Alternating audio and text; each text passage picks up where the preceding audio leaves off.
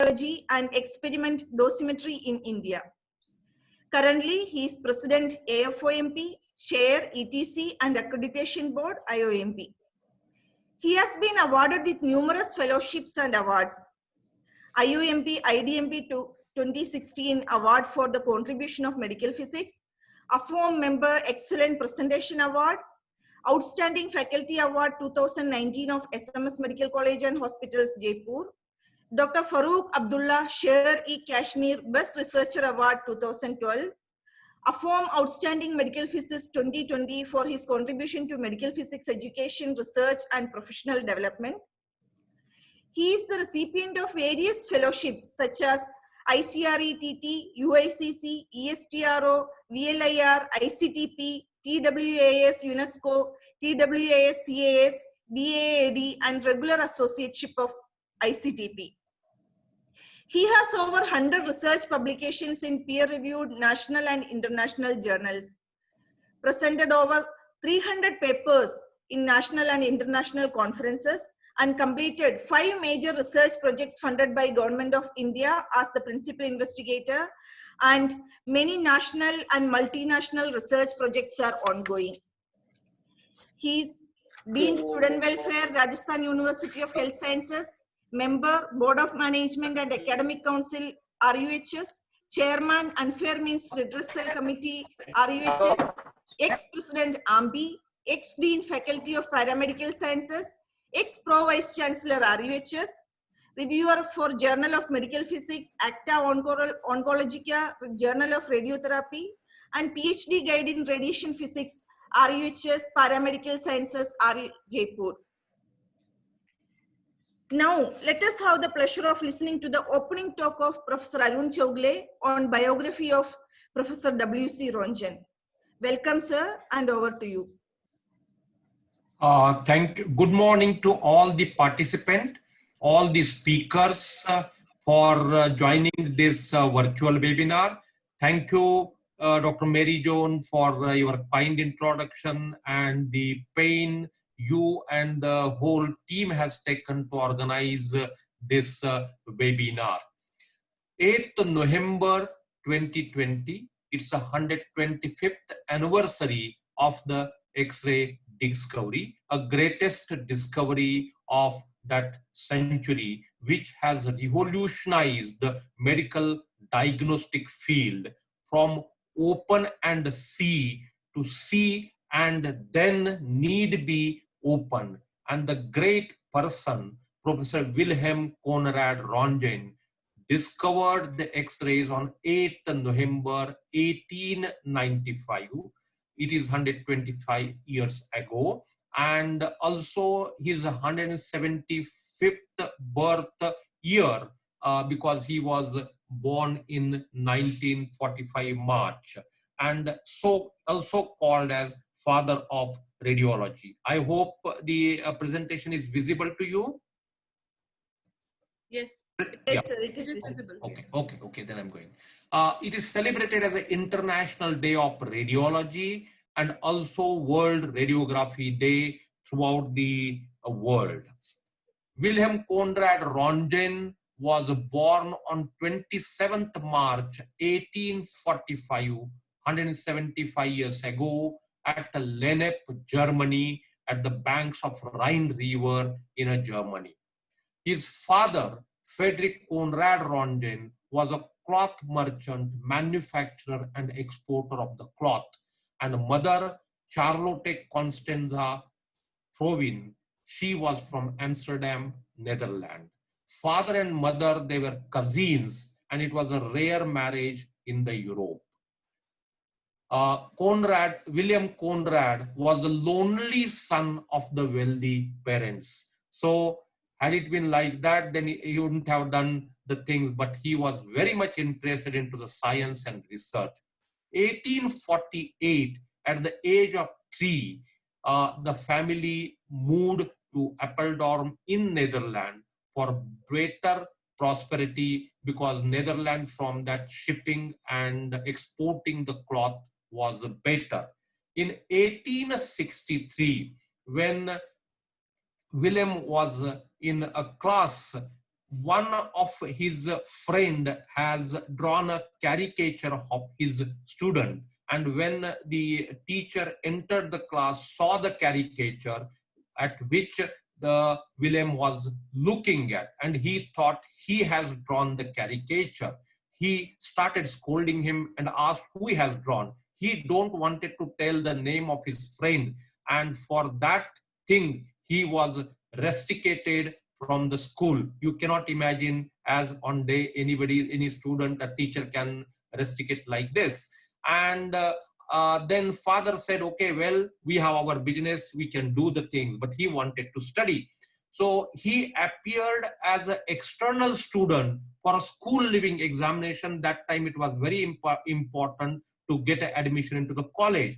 Unfortunately, or I will say fortunately, the same teacher was an examiner, and then Wilhelm Conrad Röntgen failed in the school living examination. And because he did not have any school living examination certification, he did not get admission for a college in Netherlands. And it was fortunately in 1866, 18th of November, a newly formed institute in Zurich.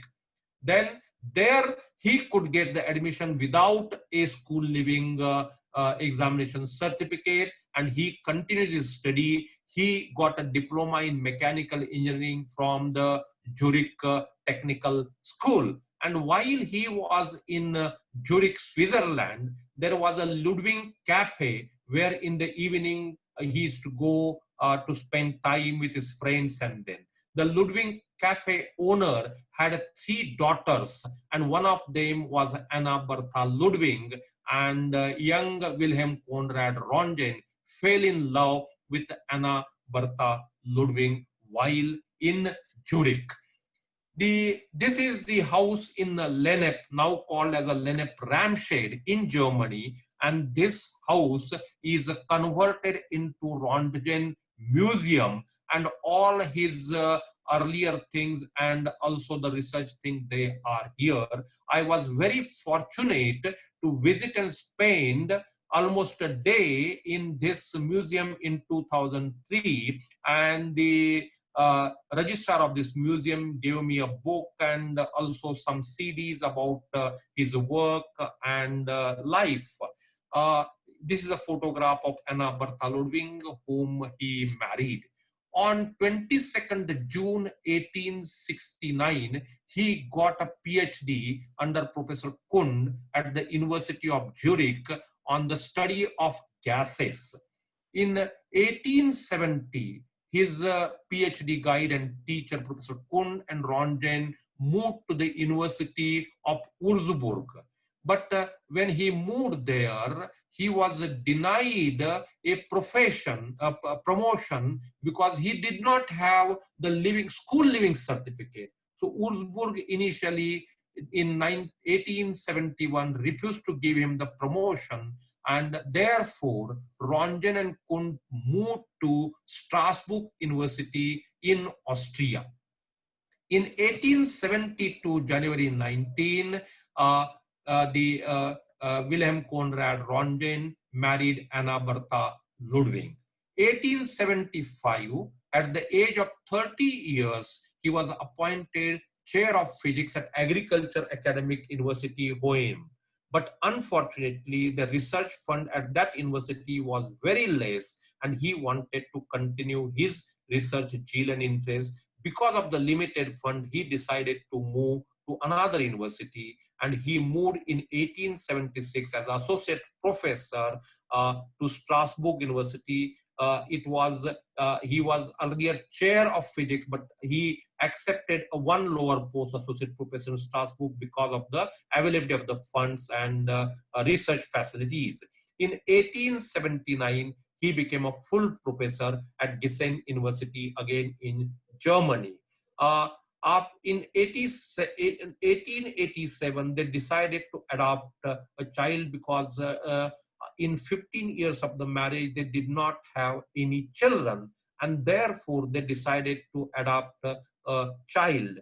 and it was a niece, Mrs. Rondin, that is Anna Bertha Ludwig's brother's daughter, Josefina Bertha. They adopted her. Josefina married to a dentist.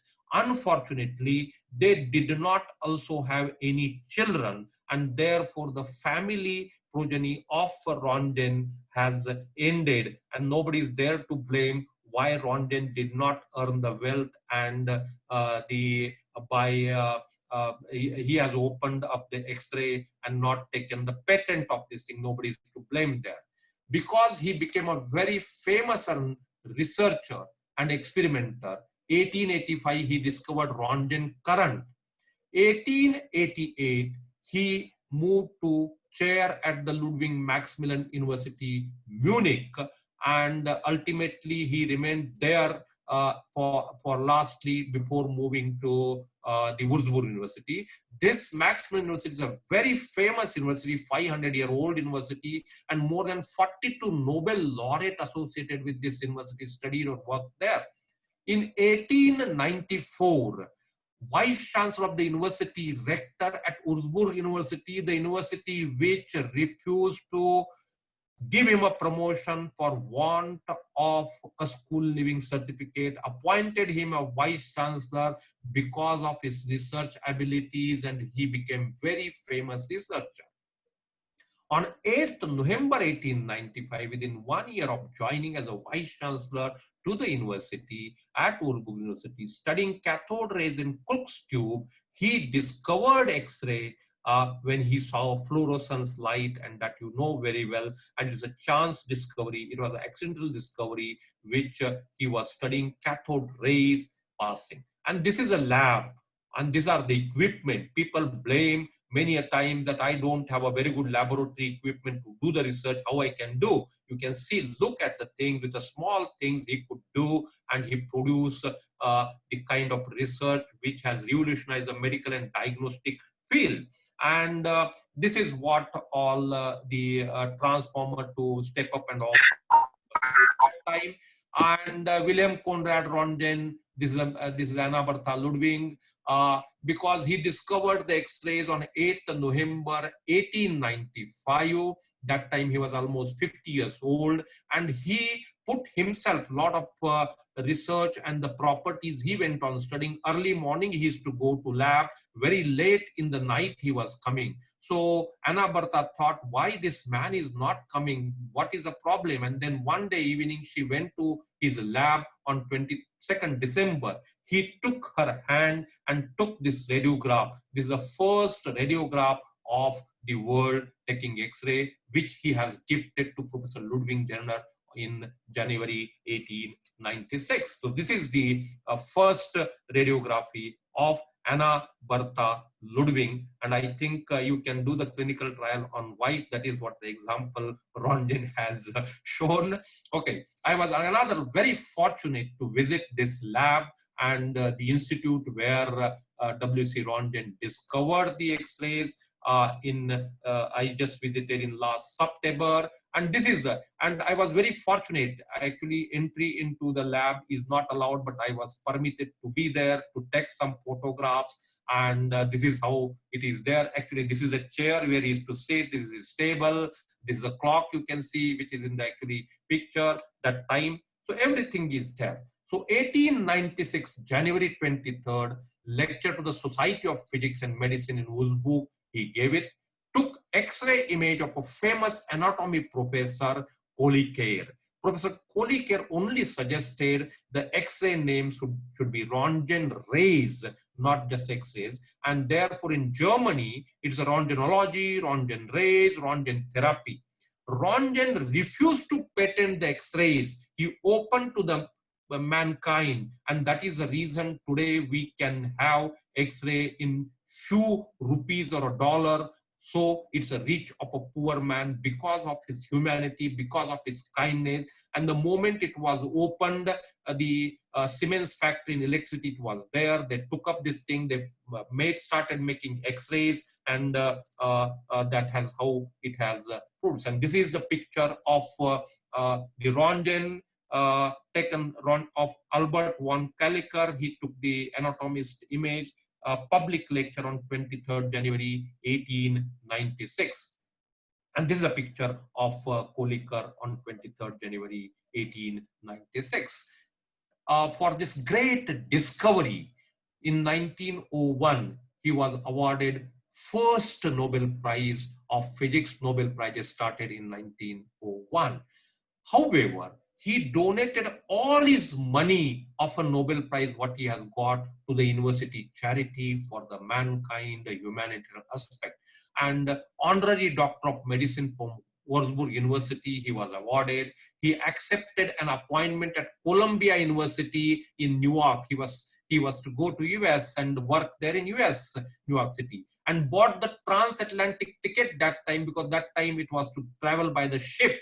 And he took that ticket. Before the outbreak of the World War I, he changed his plan and he remained in Munich for the rest of his career, because World War started in 1914, and then he went into a secluded life, fell into bankruptcy, and in 1999, Anna Bertha, his wife, expired. It brought him again eccentric, a secluded life. 1920, he retired from the Munich University.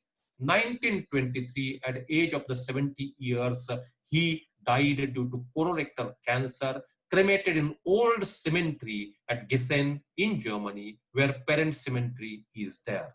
International Union of Pure and Applied Chemistry, IUPAC, has named element number 111 as a Rontgenium. And also, you know, radiation exposure unit is Rontgen, immortalizing Rontgen's name, his work.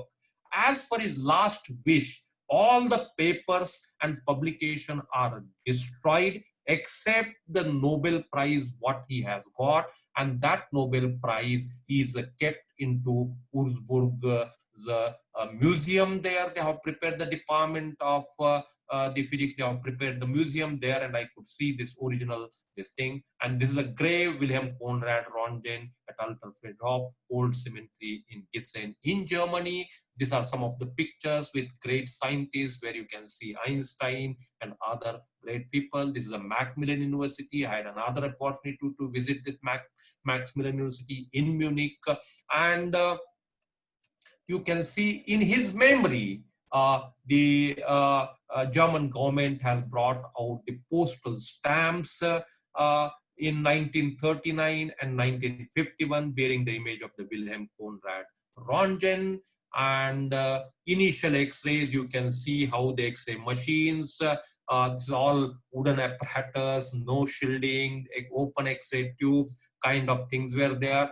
Handheld fluoroscopy and the open X-ray tube, because the radiation hazards were not known that time. And you can see again the handheld fluoroscopy. X-rays were immediately put.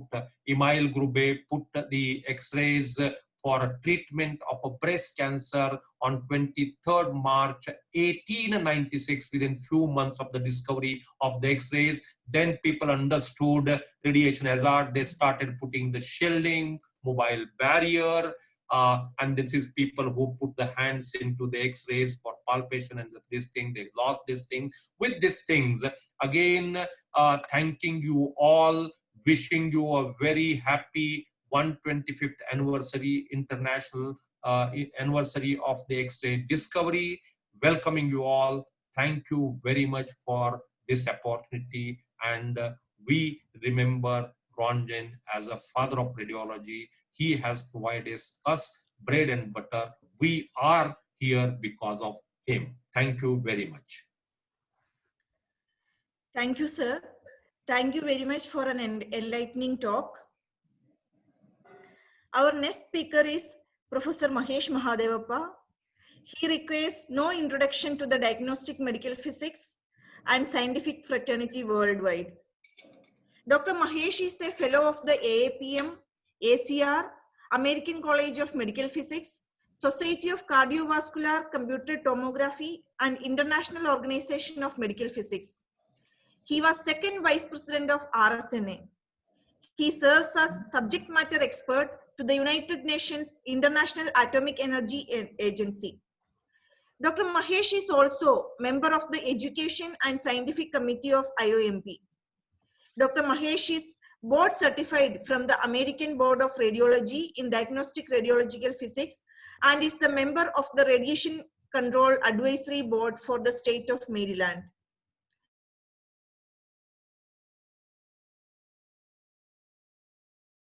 Familiar face to all of us with YouTube talks and videos on radiation hazards and radiation dosimetry.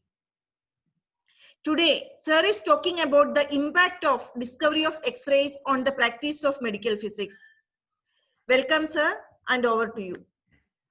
Thank you very much, and thank you for inviting me to speak and share my about this topic. And thank you also, Arun, for inviting me, and thanks for that nice biography of Rankin. So what I want to talk today is about the impact of discovery of X-rays on practice of medical physics. And I'm a diagnostic medical physicist, so I want to talk more of the diagnostic tools. Here are my disclosure. And let me start with this one. You already saw this. It's been 125 years since Rankin discovered an image cast of his cathode ray generator, discovered the X-rays, initially named as Rankin rays, and later he called it as X-rays. As we all have already heard now, it was not patented, was given to the world, and changed the whole way of medical science because of the discovery of X-rays. We can examine this in three different distinct periods of development of the discovery or the impact of X-rays in three distinct periods.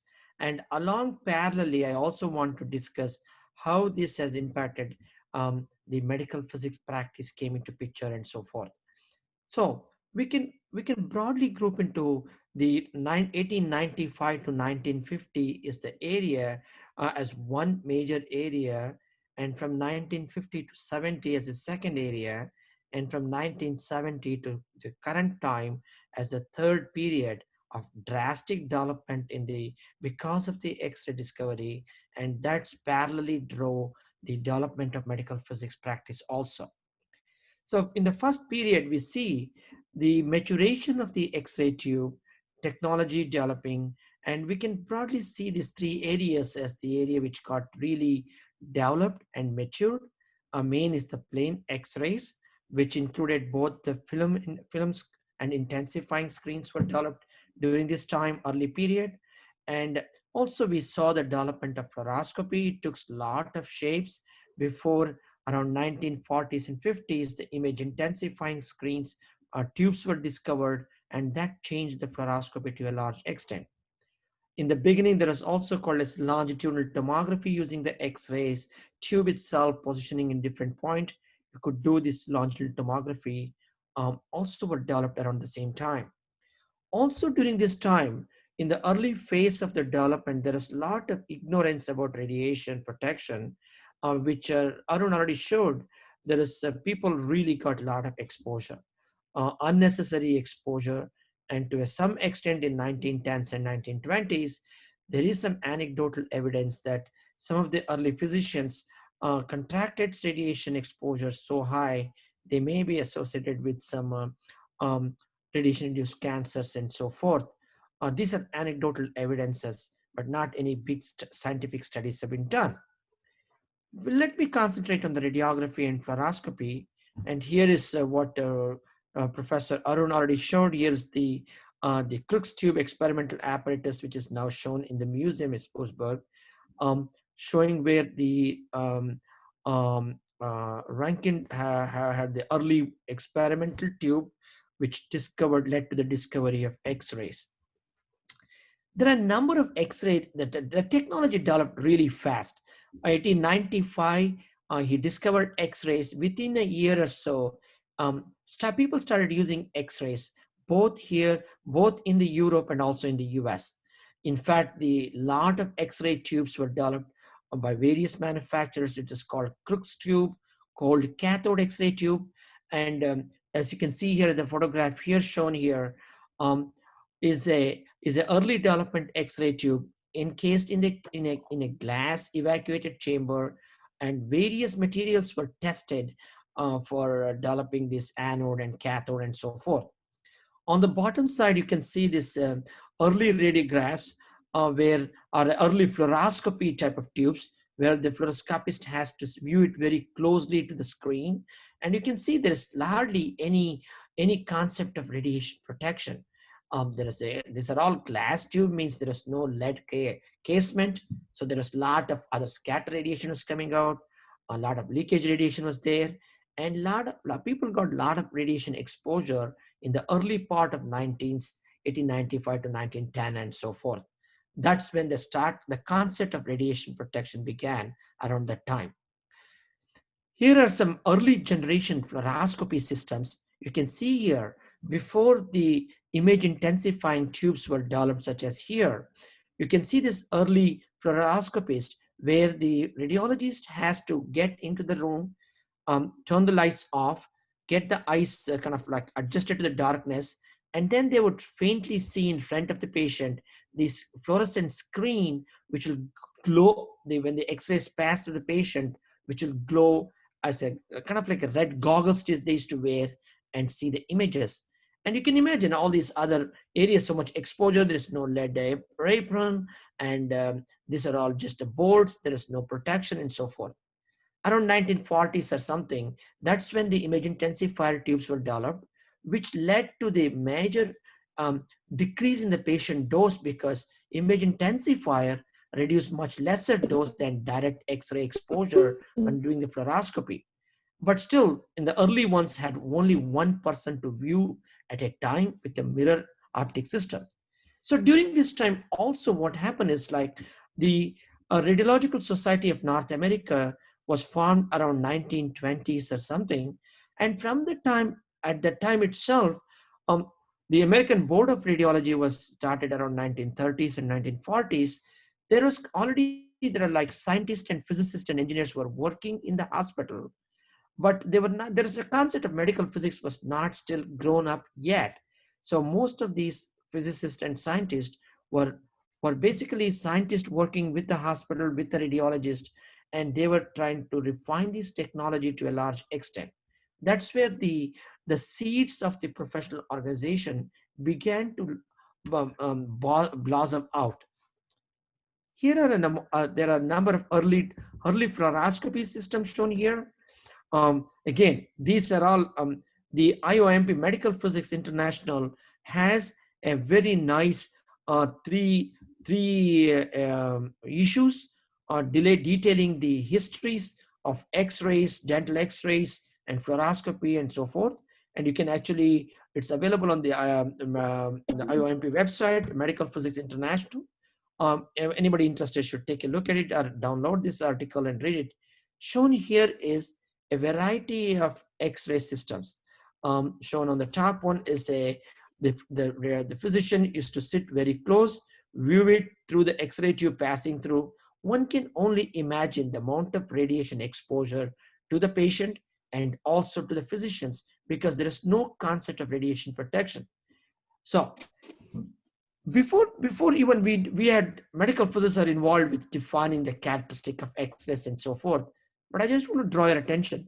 One of the early studies which Rankin did when he discovered the X-rays, he wrote is one of the early papers he wrote, kind of defined really well lot of the science of X-rays, the properties of X-rays, right in one paper itself. He described in a very simple terms, even the concept of half-value layer, the amount of radiation concept, everything he discovered, what he discovered explained in the very first paper itself. Here are again shown here is the different type of early radiograph noted here. So here is, for example, fluoroscopy tubes for viewing the images. Again, one can appreciate what these things should happen. But nowadays we see these are the modern fluoroscopy system. Over a period of 100 years, the technology has evolved to a large extent. And now we have these image intensifiers, and now these image intensifiers are now replaced by the flat panel detector itself, digital technology. One thing is like what we are seeing nowadays is the radiation dose required to create the same image quality is going down to a large extent Thereby, we can do a much better imaging with much less radiation. So the role of medical physics began to evolve around 1950s and 60s, where the physicists were working in the hospital on these medical technologies, and that's when this shaping of the medical physics organization began to picture. Here is the flat panel detector fluoroscopy, is a mobile C-arm. Instead of an image intensifier, now you have a flat panel detectors. So from 1950s to 1970, one can look back to the history and see the development of nuclear medicine technology around 1950s. That's when the first rectilinear scanners were discovered, developed, and scintillation cameras were developed around 1950s. Between 1950s and 70s, you can see the development of ultrasound technology and nuclear medicine, refinement of nuclear medicine imaging and scintillation camera technology and so forth. Around the same time, parallelly, we begin to see the medical physics organization, both in the UK and in the US around the world, started around this time. I'm just giving a brief description of the major. I'm not giving a complete history of every medical physics organization. One of the early reminiscent of before the formation of the American Association of Physicists in Medicine, the Hospital Physicists Association, or called HPA, in United Kingdom was actually pretty active around 1940s. And many of the physicists who came from the UK to US, they worked together around 1958, AAPM was formed. Some of the same people internationally formed what is called as IOMP, what we have right now. And at the same time, there's a lot of health physics organizations were also started. Again, a lot of the many people who worked in both these organizations and define what is this organization. And under this organization umbrella, they define the role of what is medical physics, what are the medical physics activities, and so forth. We can see here the timeline of the formation of the AAPM. Actually, it was formed in 1958.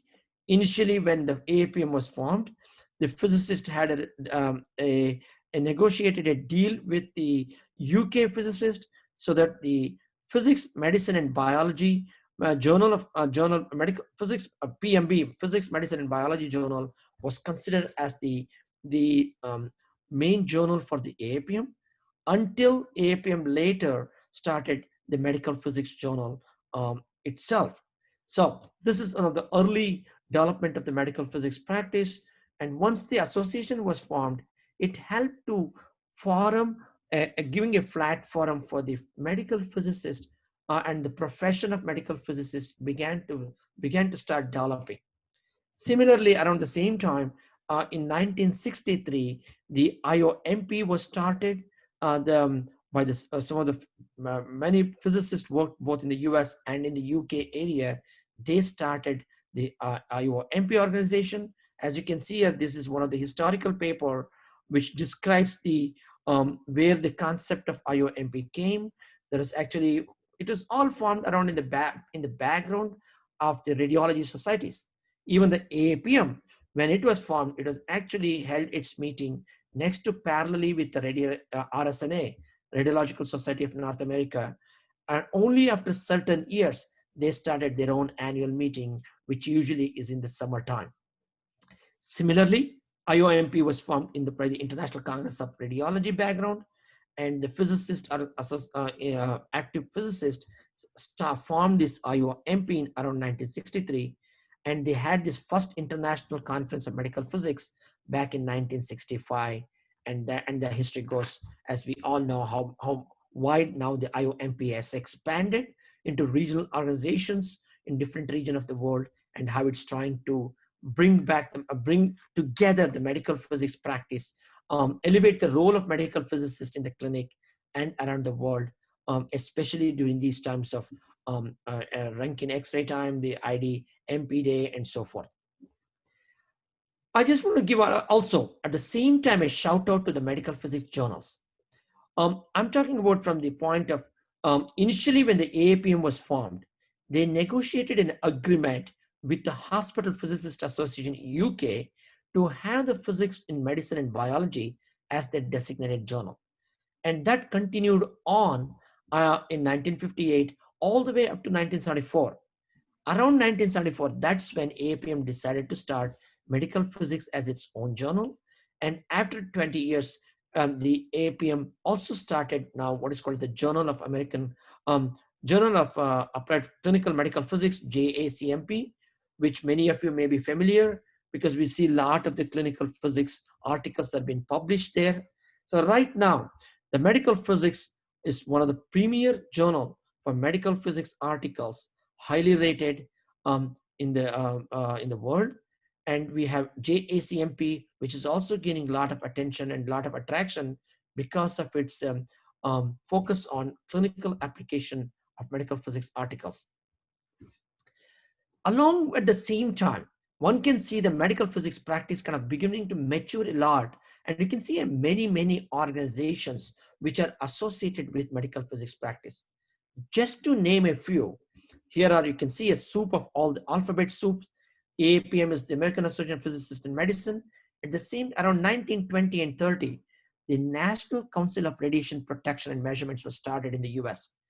This is similar to the ICRP. This is the national organization here in the US, which was basically developed based on the, it was developed as an advisory body to the US Congress for studying the radiation protection principles and protection measurement principles. So the NCRP was formed at around the same time. There's a HBS, Health Physics Society. Around 1930s, the American Board of Radiology started board certifying radiologists. And only later around 50s, that's when the ABR also started certifying medical physics as one of the certification.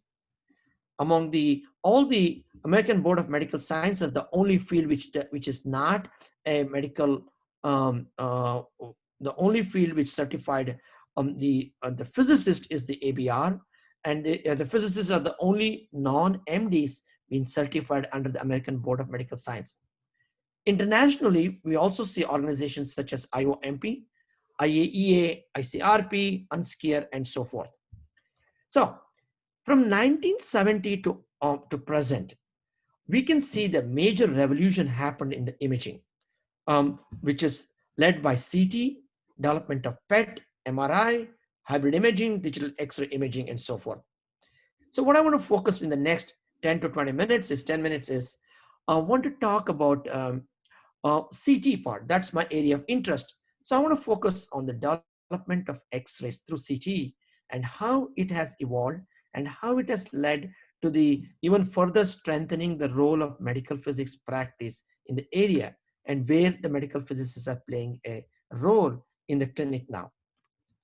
So in the CT technology, one can look into three areas of major development, three major milestones, because 1974 was the time in the early development of CT technology, which has basically a single slice CT scanners, which rotate in only one direction, and it has to unwind in the opposite direction. Around 1988, by the time when they thought the CT technology was maturing or almost stagnant, the helical CT was developed. The helical CT relay now allowed for a continuous acquisition of data, which also resulted in a 3D reconstruction. And that's when we are also beginning to see the medical physicist involvement in the hospital to dosimetry, to define image quality, and work along with the CT scanner developed a lot. From 1998 onwards to present, we see the third stage, the third major milestone of the CT technology area called the multi-detector CT. So here is the early experiments done by Sir Godfrey Hounsfield in the field of who developed the early lathe bed scanner for the CT technology. And you can see here the first CT scanners in the UK. And you can see it is developed for only head CT, where the patient head has to be placed inside this cover, which has the water bath to cover to get a uniformity around the object. And this is one of the early images of the CT display. It took about 5 minutes or 10 minutes to acquire, and then took about 24 hours to reconstruct. That's how the technology was in 1974. And to a very fast degree, it expanded in early 19 890s, the helical or spiral CT came into picture. And there are three different major developments in the X-ray technology which really led to the revolution. One is the slip ring gantry, which allowed for a continuous rotation without having the wires to wind and unwind. At the same time, development of high power X-ray tubes, which led to a continuous turn on without having to stop for cooling off and so forth. You can see here, I'm showing you the slip ring technology where the current and the data are pulled out without the X-ray tube having to connect with any tube, any wires. So the X-ray tube and the detectors are rotating continuously inside the gantry. They don't have to stop because there is no physical wires holding them down. And the current and the data are transmitted are taken out simultaneously outside by this slip ring technology, which supplies the current and also takes the tracks to pull the data out. At the same time, the continuous the rotation of the tube around the patient creates a helical path, and the way to reconstruct the image has to be done by interpolation algorithm, which is developed by Willie Callender. Here are sample X-ray tubes, which shows the sample X-ray tube, which shows really high power X-ray tube technology. Again, these X-ray tubes compared to the early days, they are enclosed in a lead container, and they are very tightly regulated so that you don't have much leakage radiation coming out. And they're also pretty bulky to contain a lot of heat capacity so that you can continuously turn that X-ray tube for a long time.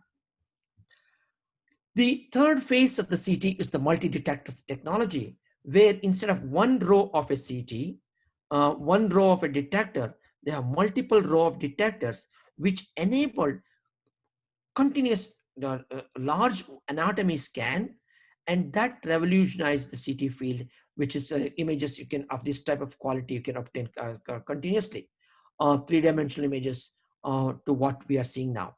So from the year of 1895, when the X-rays just developed to around 1990s or 2000, you can see the development, how fast it has developed, and the role of medical physics parallelly growing along. I also want to draw another attention here at this time.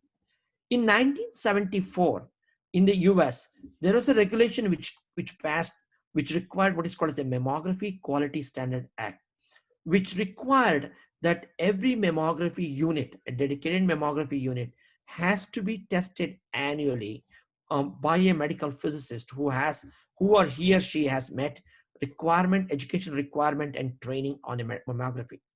From 1995 onwards, that kind of like solidified defined the role of medical physics in a diagnostic radiology, because a mammography has to be evaluated by a medical physicist.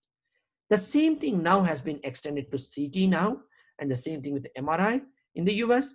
Now all the CT has to be tested by a medical physicist on an annual basis, and there is a criteria of the medical physics education and the continuous education requirement and so forth, basically making them as part of the team delivering the imaging in the field.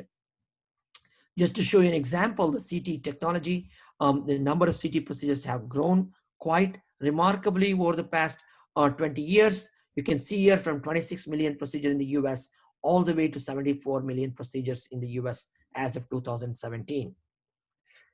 The multi-detector CT also brought the development of PET CT scanners. Here is a PET CT with a CT and the PET lined up on the line, creating such images as this one, which revolutionized again the field of diagnosis. Now, in any nuclear medicine department, there is hardly a single SPECT or a PET camera without a CT modality, because that has changed the way the diagnosis and also treatment practice, follow-up of the treatment and so forth has been done. Also, this technology has further refined. Now you have some X-ray, the CT scanners with a two X-ray tube called the dual source CT, which enables it easy way of doing dual energy CT. And we have now cone beam CT. I think a lot of the dentists are buying this instead of just regular X-ray tube. Now they have cone beam CT, which collects the entire jaw area for doing a cone beam CT, which is basically an X-ray tube and a flat panel, and you're collecting a rotational angiography type of thing, rotating around the patient, collecting an image and create cone beam CT images. Probably you are also very familiar now. All the radiation therapy is now is done, more and more imaging is done, and all the linear accelerator and the treatment centers are now have a flat cone beam CT associated with it. This is again extension of the multi-detector, enabling to dual energy CT methods and so forth. Can I ask how many more minutes do I have? I don't want to take too much time. You can take 3-4 minutes, no problem. Okay. Thank you, Arun. That's why I just want to make sure. So another development is the CT perfusion. The medical physicist roles are increasing because we are now required to review the protocols to make sure the techniques are correctly chosen in order to avoid any injuries and so forth.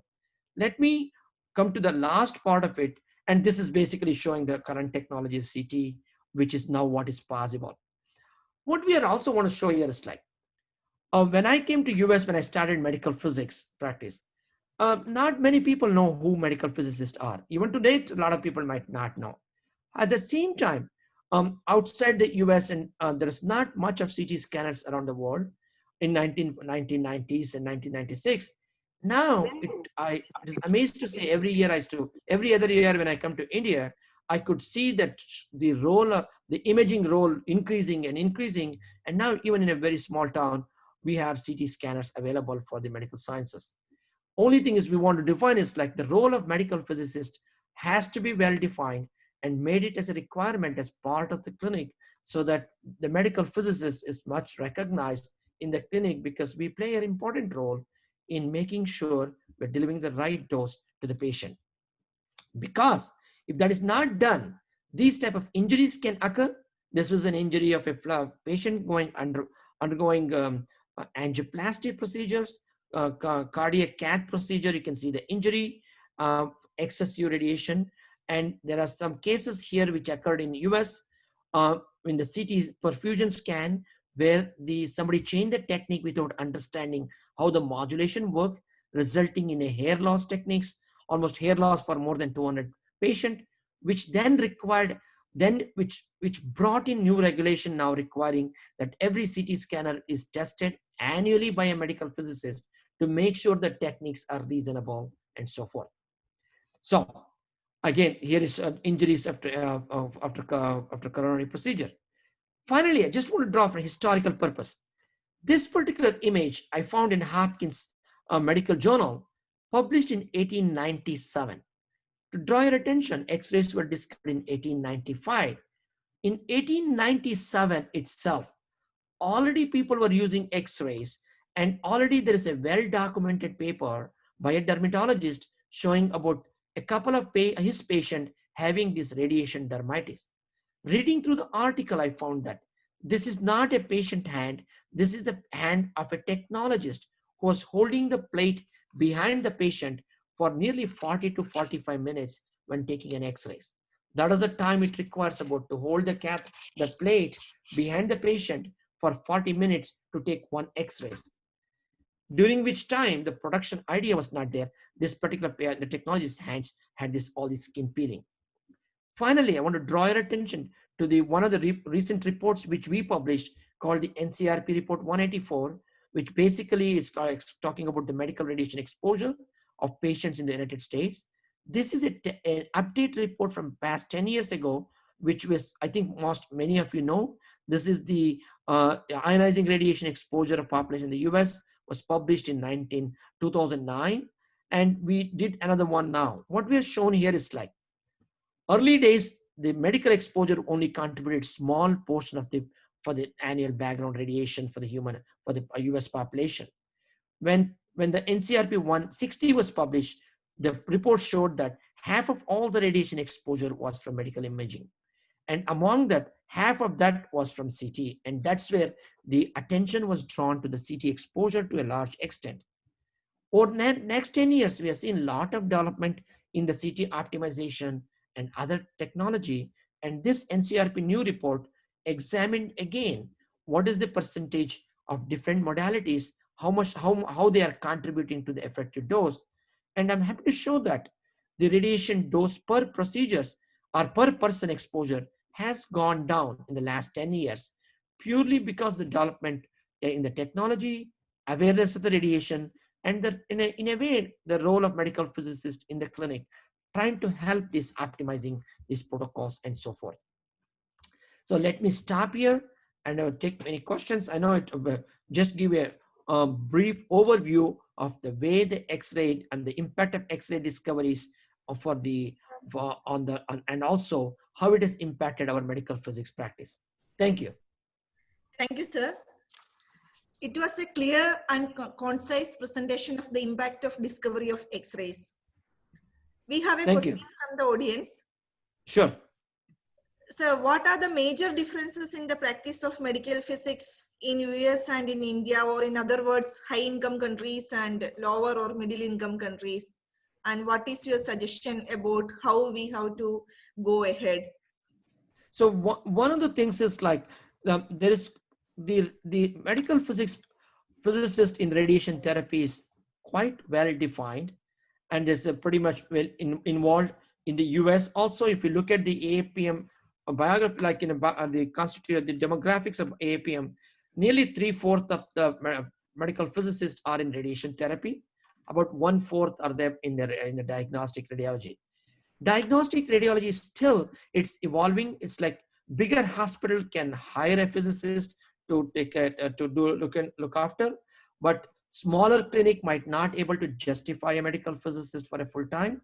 So in such cases in the US, a lot of the consulting companies have evolved to meet with the regulatory requirement for the small clinic, and they help with the diagnostic part.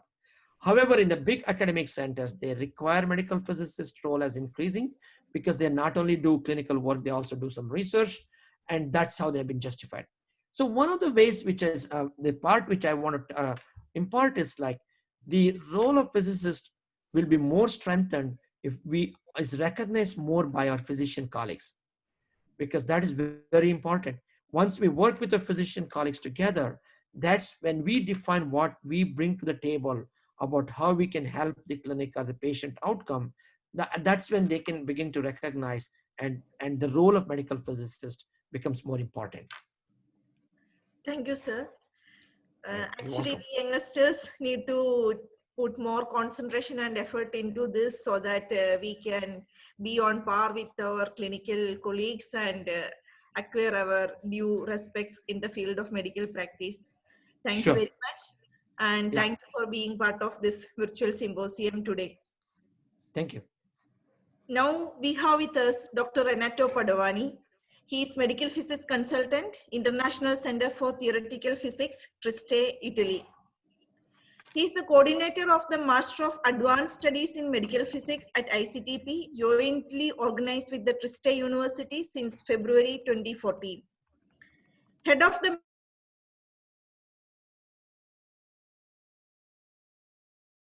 '86 to January 2014, and Deputy Director of the Diagnostic Imaging Department from 2004 to 2014. Head of the Regional Laboratory for the Monitoring of Environmental Radioactivity of Friuli, Venezia, Giulia region from 1986 to 2000. Clinical Medical Physics at the Medical Physics Department of Udine Hospital from April 1977 to April 1980. Sanita since 2010. He is partner and WP leader in the following international research projects: Euratom FPS, Euraloc, EUP, EMP, RX, Sentinel, Diamond 2, 3 and others since 1984, Euratom contracts, EMAN, MPE, DOS Data Med 2, IEA working groups and coordinated research projects, guidelines for the E&T of medical physics in African countries, IAC MIR, QA in interventional radiology, radiography and mammography, partner and WP head in Italian supporter projects for optimization in interventional radiology, national guidelines for QA in diagnostic and interventional radiology, working group for the establishment of the national DRLs, coordinator of the WG for the development of the national DRL guidelines for diagnostic and interventional radiology. He has more than 50 publications since 2008 on International Journal of Medical Physics. Now, I am requesting you to enlighten the virtual gathering today about the need of medical physics education to tune to clinical and technological developments in LMI countries. Warm welcome and over to you, sir. Dr. Thank you, Mary-Jo. Thank you, everybody. And thank you, Arun, for inviting me to give this, to share our experience at the ICTP on educating young medical physicists from many countries in the world. I'm sharing now the Yes, sir. Thank you. screen. Thank you very much, Renato, being here in the so early morning there. Thank you very much. It's a pleasure, but I have a lot of coffee with me. So, no problem.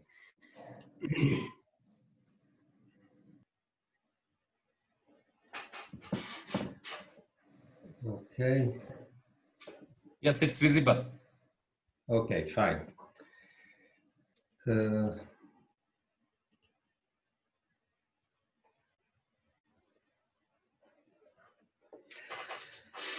Okay.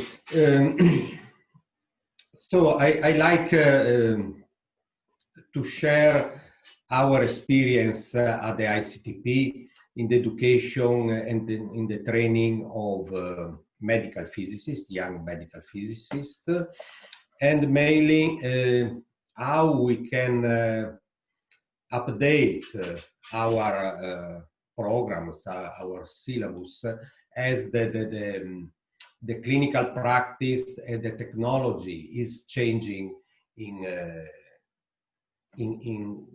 mainly in low and medium income countries. As many of you know, ICTP was founded by the Nobel Prize Abdus Salam, and ICTP is governed by the Italian government, UNESCO, and IEA. And at the time of the 50th anniversary of this well-recognized institution by physicists and mathematicians around the world, I like to mention the aim, the mandate of this institution. So this institution is run, so these are the words of Abdus Salam, is run by scientists, for scientists to support the best science possible, with special attention paid to the needs of scientists from developing countries. So this is the aim and the mandate of ICTP. Which are the activities of ICTP in educational activity of ICTP in medical physics. I mentioned the well-known and the most important activities. First of all, the College of Medical Physicists, which is run every 2 years since the 80s. Joint activities with the IEA, mainly advanced workshops, a radiotherapy school, a recent radiotherapy school since 2013, and finally the master after master in medical physics, which has been set up in 2014. And I will speak more on this about the experience of the master. Just a few words regarding the other important activities.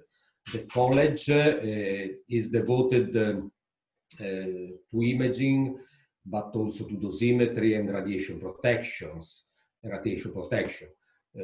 You see the number, the names, the important names of the directors of the college: Mascarenhas, Benini, Cameron, Sproles, now Slavik Tabakov. Is a biennial event and 3 weeks duration, And up to now, probably more than 1,000 medical physicists participated to this important educational event.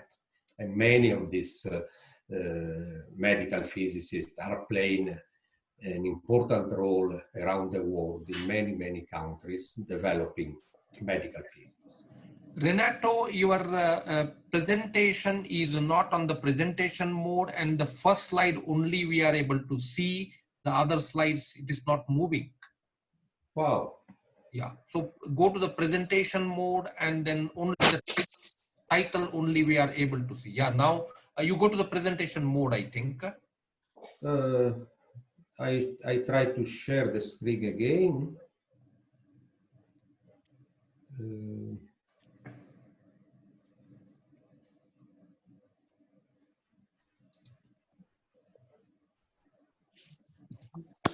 Yeah, go to presentation mode. Do you see the screen now? Yeah, I can see the screen, but you can go to the presentation mode. Full screen. F5 or Full screen. F5 or this, I don't know, you can see it or Full not. screen or slideshow. Do you see the screen now? Screen is visible. Screen, we are able to see it. Oh yeah, now it is okay. It's okay now. Till you are putting into the presenter mode. But anyway, it is coming up now. Okay. But I have another image on the screen. Okay. Probably I know which is the problem because I'm working with the two screens. So I have to. So the fifth slide out of 24. Something. We are on the fifth slide. Yeah.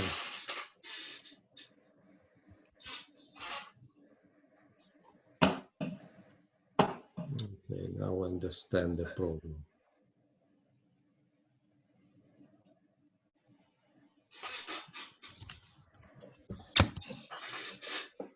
Yes, now it's fine, sir. But it is getting cut, I think. Not full screen coming. No full screen. Now full screen. Hello. The part of the slide is getting cut. Hello, Arun, can you hear me? Yeah. Okay, good morning. Hello, Renato, good morning. Good morning, Slavic. Good morning. So very early morning, Slavic. Yeah. Yes. Again, you can unshare and share because the slide getting cut from the left-hand side. It's not coming properly.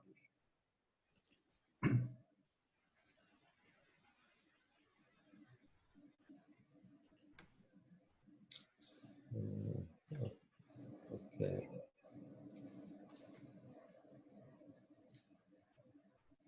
Okay, yeah, fantastic. Okay. Yeah.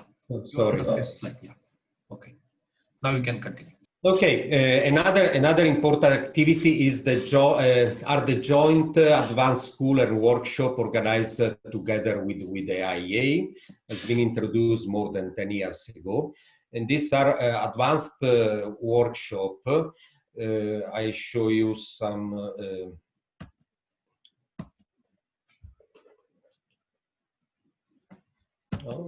Okay.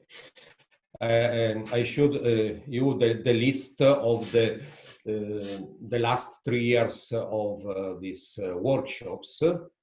You can see that these workshops are dealing with the hot topics in medical physics and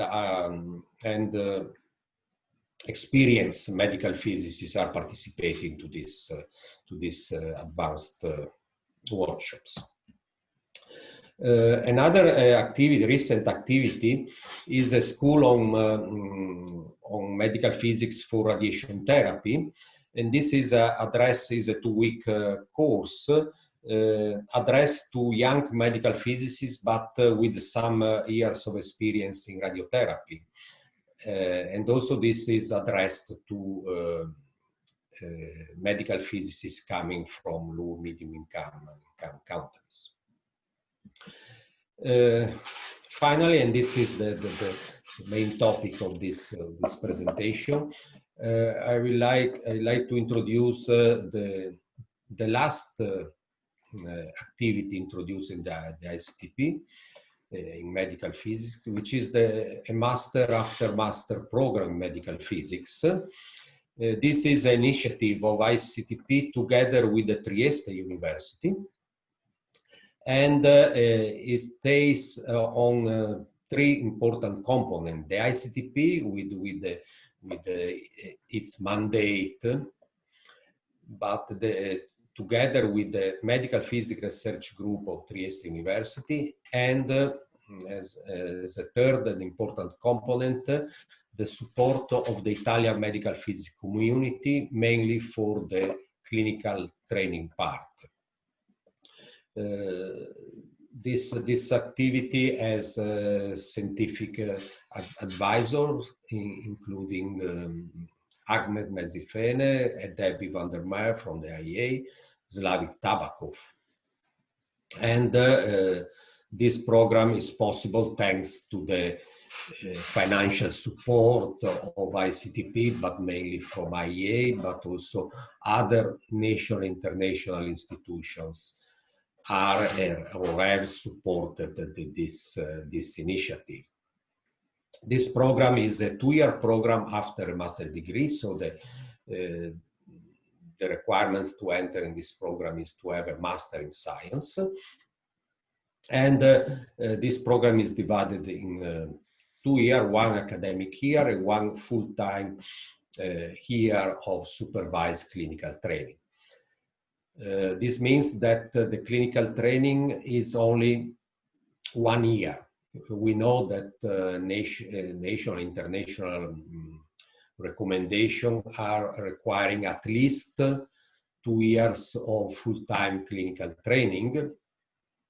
But according to AFRA recommendations from African countries, which is also supported by the IEA, a shorter clinical training can be acceptable for countries that have limited health service and limited needs in terms of competencies and skills. So this is why we have chosen to develop a clinical training in only 1 full-time training. The first year is an academic year covering the most typical topics in medical physics, giving to the students an overview of all the fields in medical physics, including diagnostic radiology, nuclear medicine, radiation therapy, radiation protection, and some advanced topic.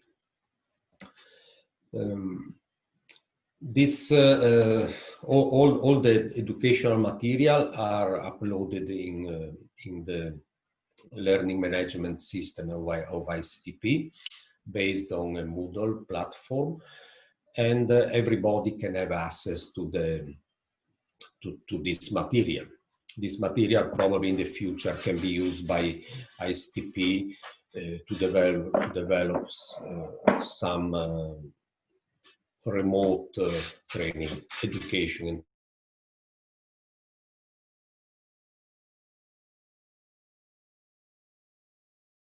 The material and this platform is used only for our present students. The second year is, as I said before, is devoted to clinical training. And students are distributed in the 25, in one of the 25 hospitals that are part of our network of hospitals for clinical training. All these hospitals have a medical physics department, so that the residents are staying in this department, and the department, and this is a typical organization of medical physics in Italy, the department are providing service to all the hospital in all the fields of medical physics. So the residents are exposed to the activity, to all the medical physics activity. Also, if they are trained only in one subfield of medical physics. In practice, 90% of our students are choosing to be trained in radiation therapy.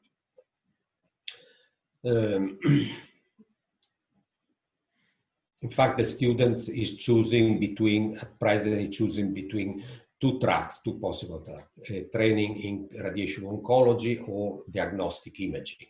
And here in these tables, we can see the typical, the suggested number of weeks to spend in the different modules that are part of the training. They are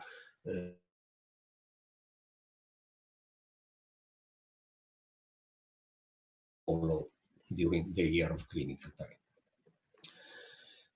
Just to give an overview of our students. So first of all, our students, the priority in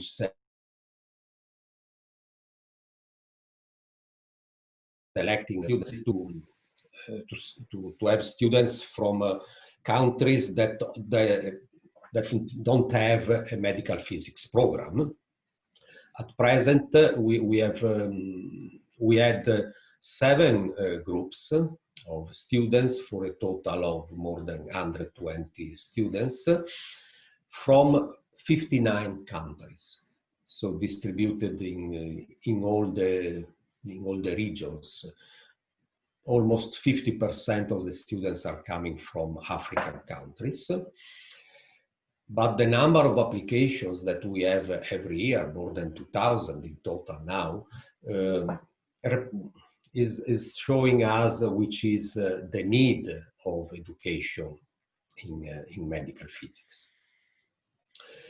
And the graduates from our program are going back to their country, to the hospital, graduates can help us to tune our education and training program, because they are asking, we are asking them about their activities.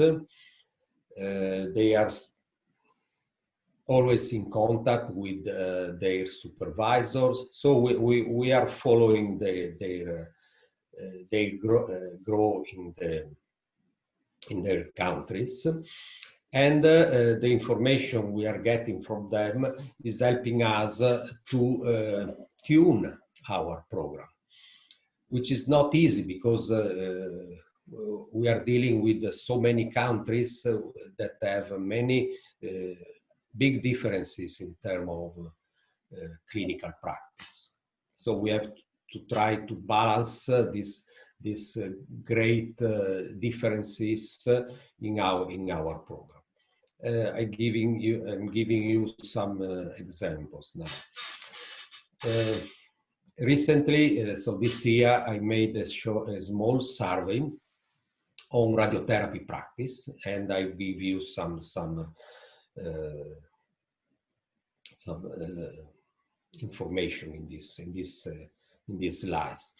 For example, regarding the clinical practice in radiotherapy, this graph is showing the percentage of patients that are receiving a palliative treatment, that usually is a simple treatment, but also is representing the type of patients that are treated in the different regions. So I distributed the data collected from 44 centers, not so many, but these are representing the practice of our graduates. So these data are not representing the practice in the region. So for example, in Africa, but is representing only the practice in the centers where our graduates are working. So probably are representing the highest level in the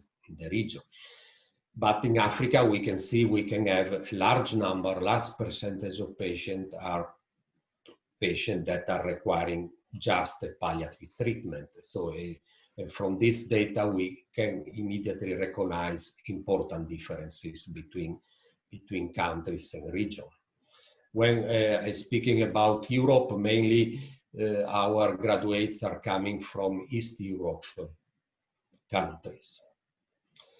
With regards to the type of treatments, I can say there are not so big differences. So, okay, for gynecological tumors, yes, but from other type of tumors, so there are some differences. The prostate also, but not so big differences. With regards to the therapy, the equipment used for the treatment, you can see that in Africa countries, cobalt-60 is still used and represent a large part of the practice. Much less in Asia, and this practice is disappeared in Europe. There are some hospitals in Latin America that are still using, but you can see also that the external megavoltage photon beam is the most used techniques. And with regards to brachytherapy, high dose rate brachytherapy is the most used technology. With regards to the imaging used for radiotherapy, we can recognize that fluoroscopy simulators are still present in Africa, but they are disappeared in the other regions, while simulator is used everywhere. What is important is there is an increasing use of MR images or PET images as images for the simulation of radiotherapy patients. Regarding the technology they are using, we can see that cobalt-60 is almost disappearing apart Africa. LINAC is the most important, but also with the LINAC we have in many machines, we have portal imaging, we have combine CT. In some countries, mainly Europe, Asia, and Latin America, advanced therapy machines are entering in the practice, like tomotherapy, gamma knife, or cyber knife. So this means there are a wide range of from simple machine to very complex machines. Regarding the treatment, the technique used here, we can recognize very important differences. In the African countries, we can see the large majority of patients are treated with the simple techniques, so open fields or blocks, but also MLC, multi-leaf collimators. While in other regions, it's more common to have conformal radiotherapy, but also a good percentage of patients are treated with advanced technique. Again, large spectrum of type of techniques. With regards of the staff, medical physics staff per center, working in radiotherapy, so full-time in radiotherapy, we can see that, okay, in our centers we have medical physicists with the clinical training, probably the clinical training of they had in the ICTP, in our master. But you see that there is a large number of medical physicists with a master degree without clinical training, so the on-the-job training. But also some regions, medical physicists with a BSc only and without. What is interesting is that in centers, mainly in Asian countries, we have many medical physicists in training. And this is interesting because we know that many of our graduates are supporting the training of medical physicists in their countries. So which are the future developments that in the coming 2-3 weeks that are seen? So in some center they are still thinking to move from 2D to 3D treatment, and it's to introduce MRT and VUVA treatment. So these are the centers with the simplest activity. But in many centers, they are seeing more advanced treatments, stereotactic treatments, 4D simulation for treatments. So also in this case, a wide spectrum of future developments.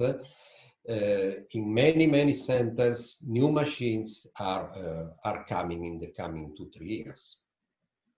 We know that in many centers, our graduates, because usually there are very few medical physicists in these hospitals, so the medical physicist is involved also to activities that are outside the radiotherapy department. So we know that many or some of our graduates are involved in developing nuclear medicine. In some hospitals, they are projects to introduce PET machines, cyclotrons, MRI machine. And what is important that many of our graduates are involved in teaching. So this large variability of radiotherapy practice among regions and countries required to develop a wide spectrum of medical physics topics, including, so our syllabus is including basic topics, but also is adapting to the new needs. As an example of the changes that we made in the recent years, for the first year of program, but this is reflected also on the clinical training. So we are expanding radiobiology applied to radiotherapy, because this is important for advanced technique for hypofractionation. We are including topics supporting advanced technique like the dosimetry of small photon beams, stereotactic radiosurgery, advanced QA for QC of advanced techniques, but also Monte Carlo simulation is becoming important. Information technology applied to radiotherapy, so DICOM, networking, etc.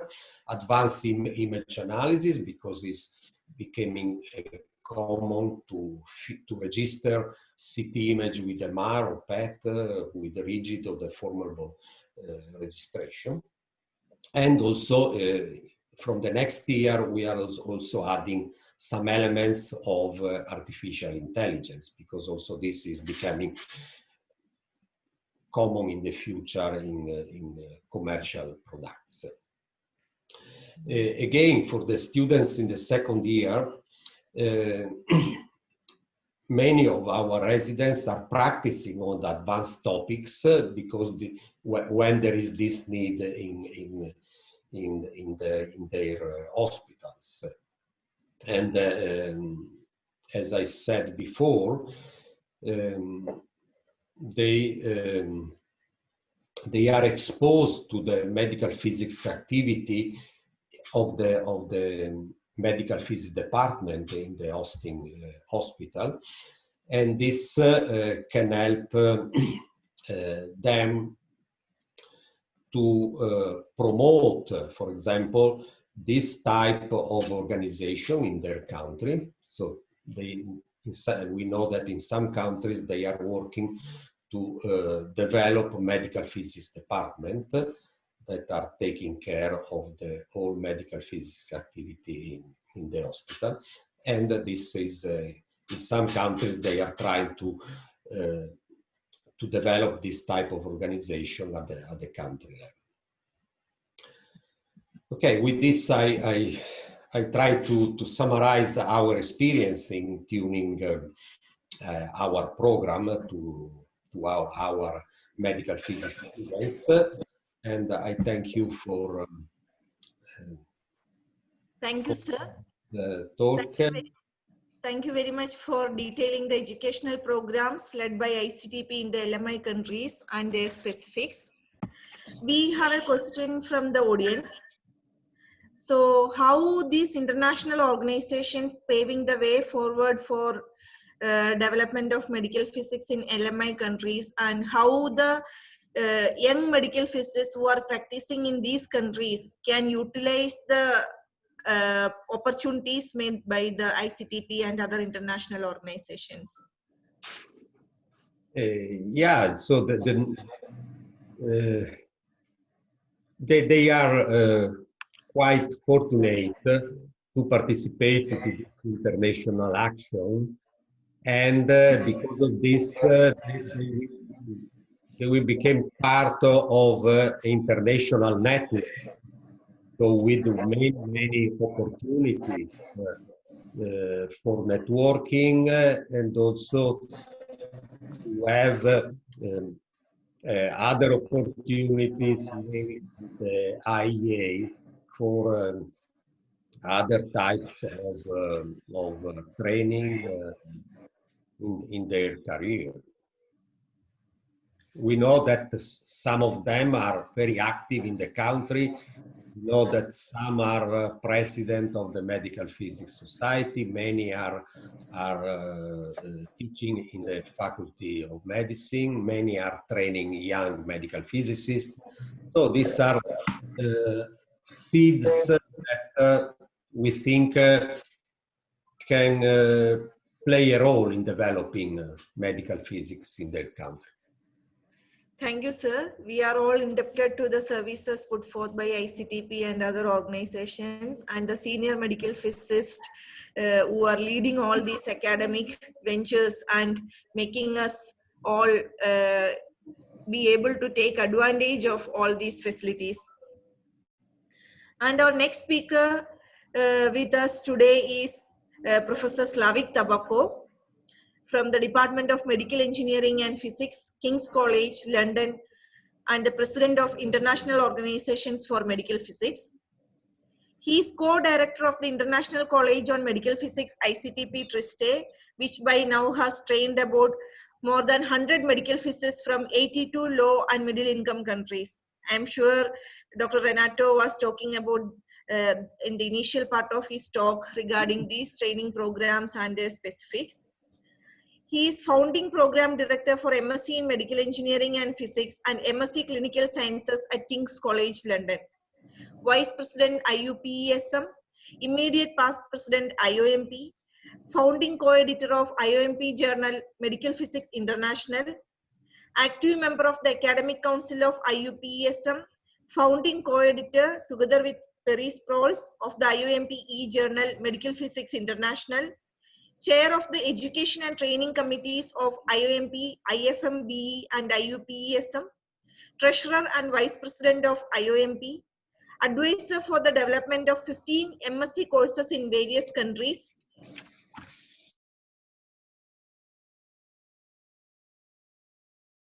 the UK Higher Education Academy, the International Organization for Medical Physics. He has been awarded with the IOMP Harold Jones Medal.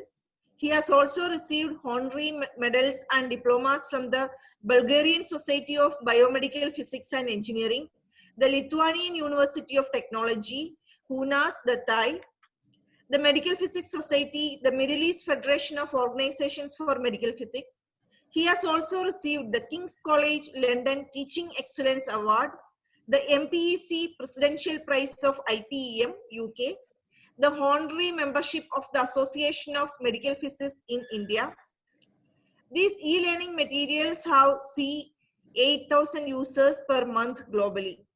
The projects are described in the free ebook, The Pioneering of E-Learning in Medical Physics. He is co-author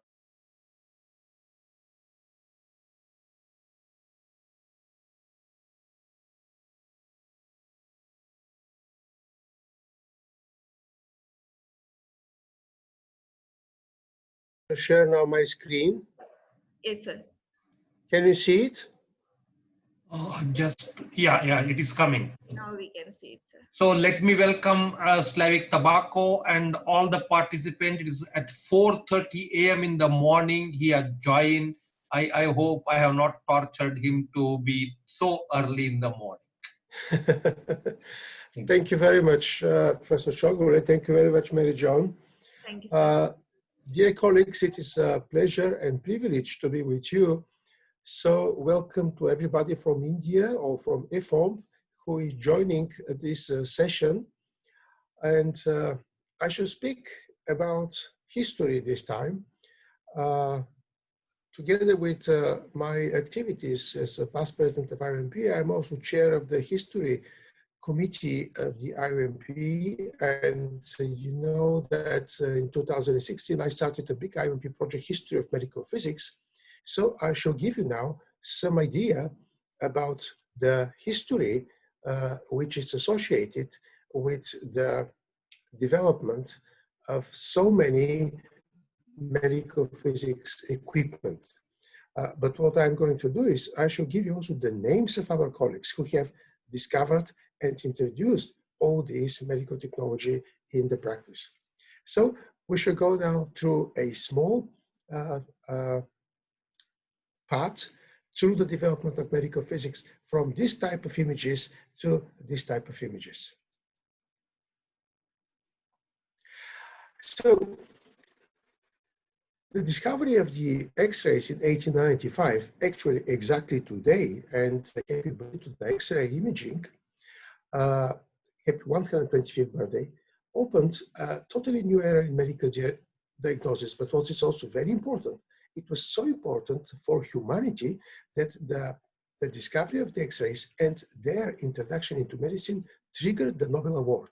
So Nobel decided to start the Nobel Award because of the discovery of Röntgen. And the first Nobel Award, Nobel number 1, was given to Röntgen. These days, medicine is impossible without medical imaging. If we remove all the medical imaging equipment from medicine, we should probably go back 100 years.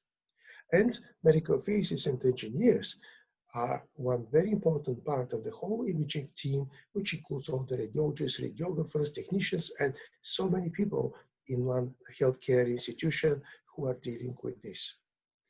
In this presentation, I shall focus on the medical imaging technologies after 1965. And this is Röntgen, who, by the way, today is exactly 175 years since he has been born. And this is one first radiology equipment directly from 1896. And you could see how in the next year, in the same year, 1896, medical physicists started to work on this field. In fact, they have not been medical physicists at that time. They have been just physicists who are interested into the X-rays. But the first person who has been employed as medical physicist is Charles Phillips. He has been employed in London in Guy's Hospital, and today Guy's Hospital and St. Thomas's Hospital and King's College Hospital are one entity. So I'm really privileged to work in the same place where the first medical physicist in the world has been employed as such. Several words about the medical physicists during the 20 years after the Second World War. In this period of time, medical physics society started to form, and the first one has been in London, the Hospital Physicists Association, formed in 1943. At that time, there had been only 2 tables with people. In 2020 now, we have about 30,500 medical physicists around the world. And there was a lot of new technology to be developed. There were many linear or classical tomographic equipment. There was also autopan tomographic equipment during this period of time. The first image intensifiers were developed, which were just with a ocular to look directly through the image intensifier. Very importantly, in this time was the development of the new detectors, X-ray films, and the new phosphor screens. And the work which was made into the first phosphor screens was later on very important for the front image intensifier, for the phosphors of the front of the image intensifiers, and later on for the computed radiography and direct digital radiography systems. And also in this period of time started the development of the nuclear medicine scanners by Kassen. This was in 1950s, and also in 1950s radiotherapy with cobalt started by Harold Jones. In the decades 1965, there were about 6,000 medical physicists in the whole of the world. The development of that time was very important, specifically for the image diagnosis, because the image intensifiers became the working horse of radiology in this period of time, and a lot of contrast investigations started to be used in radiography. The image intensifiers were developed into the laboratories of Westinghouse, and I shall mention some of the 2 pioneers who work in this field, Weigard and McNulty. Also in this period of time, exactly this decade, was introduced the gamma camera by Hol Anger, who is from Sweden, from University of Lund, and with the gamma camera, it was possible to visualize the physiology of the anatomical structures. Also in this decade was the introduction of ultrasound into imaging. Ultrasound existed from before, but mainly for other applications in science. But for medicine, it was introduced and further developed by Ludwig, Wild, Edler, Hertz, and Kossoff. These days, we cannot even imagine gynecology and obstetrics without ultrasound. But the most important development into this decade, 65-75, was of course the development of computed tomography. This development and this introduction was so new and so important that the fastest Nobel Award given was the Nobel Award for Hansfield and McCormack in 1979 for the invention and discovery of the computed tomography. And we have to say that this was a Nobel Award in medicine which they received. What was very important was, in fact, the mathematical part of this new method, because this mathematical part, image of reconstruction from projections, was used into the next decade for further new developments into the imaging. And these new developments started with the expansion of the first scanner, which was just made for the head examinations, into the body scanner. The body scanner was developed by Rob Ledley, and also in this field were working Rodney Brooks and Giovanni Di Ciro. And this was also associated with the development of the computing equipment. And you see here behind Rodney Brooks, behind Rodney Ledley, you see the first computers. In fact, I started my career working exactly with such kind of computers.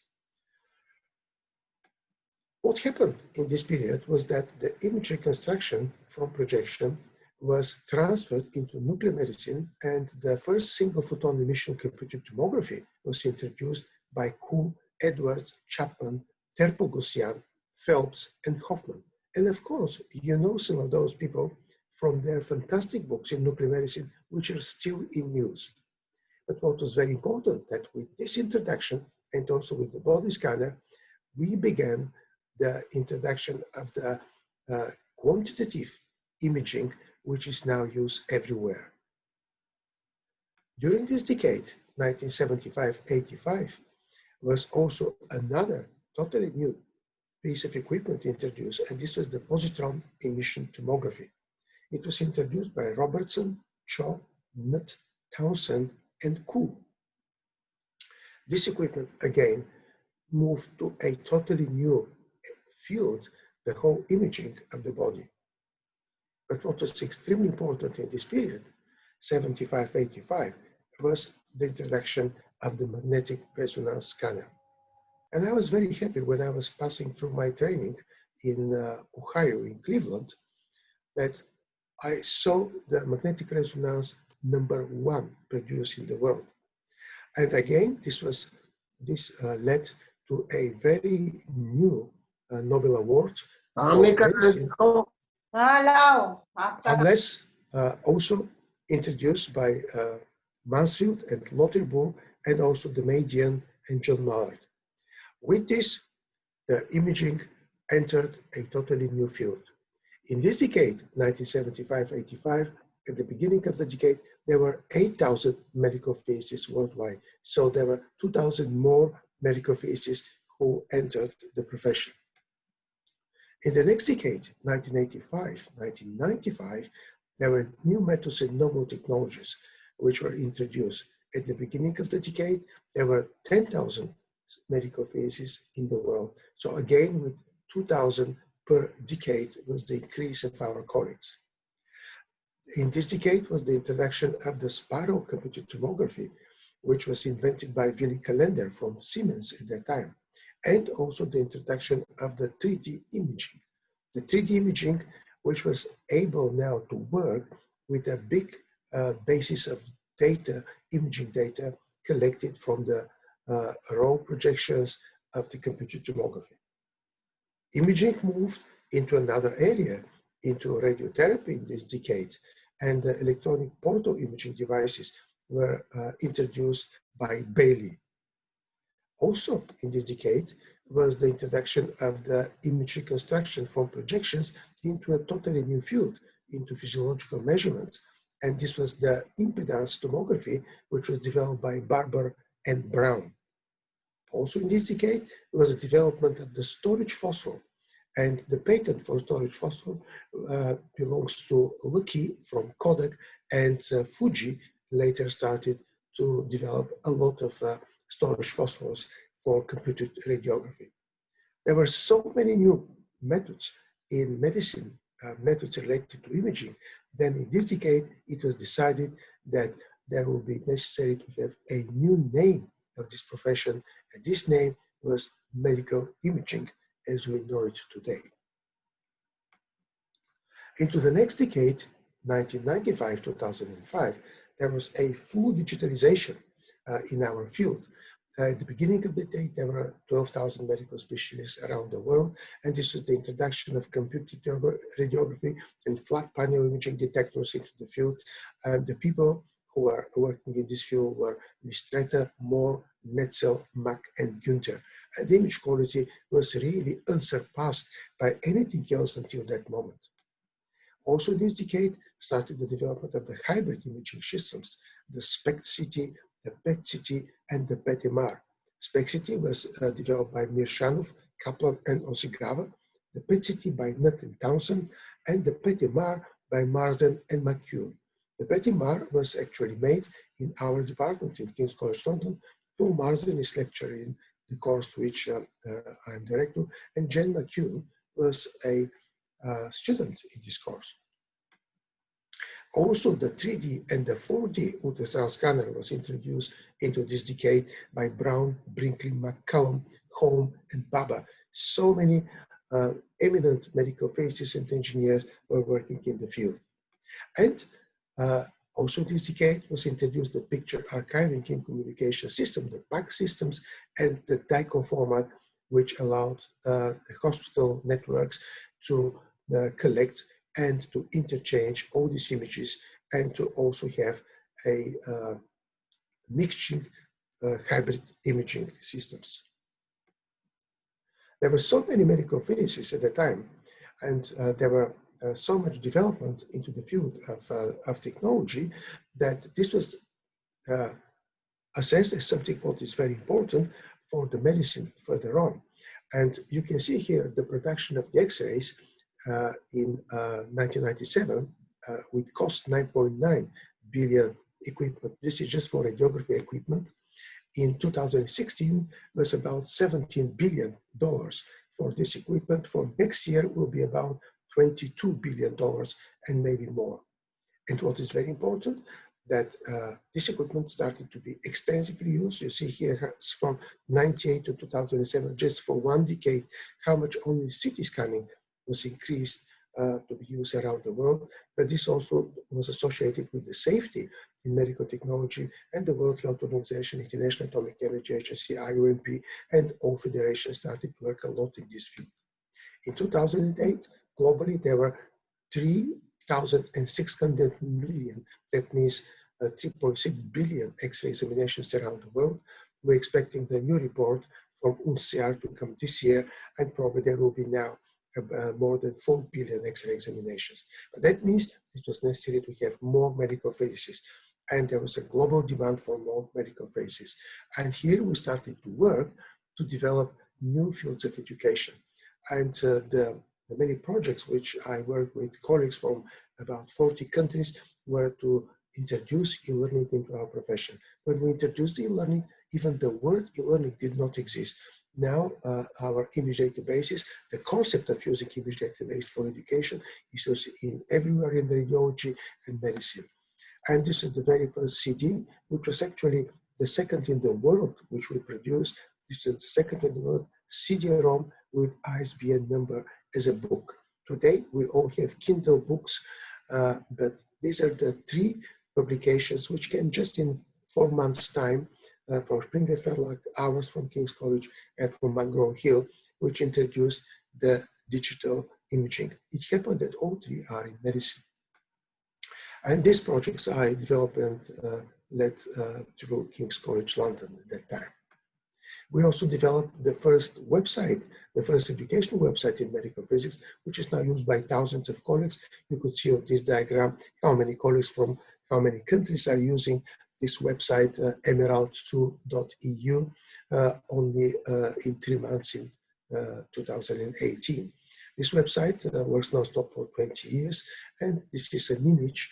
You can see here an image of our colleagues who were the pioneers of medical physics website development. Also, we developed the encyclopedia, which I'm sure you're using in medical physics, which includes now, after the current update with 600 more articles, it has about 3,500 articles with more than 1,500 images. All these are free resources which you could use, and on the top of this image, you could see some of the colleagues who took part in this huge project, which included over 300 senior specialists around the world from 36 countries. And of course, thousands of colleagues are using it, and we translated the titles of each of these articles to 31 languages. And you could see here translation from English to Bengali.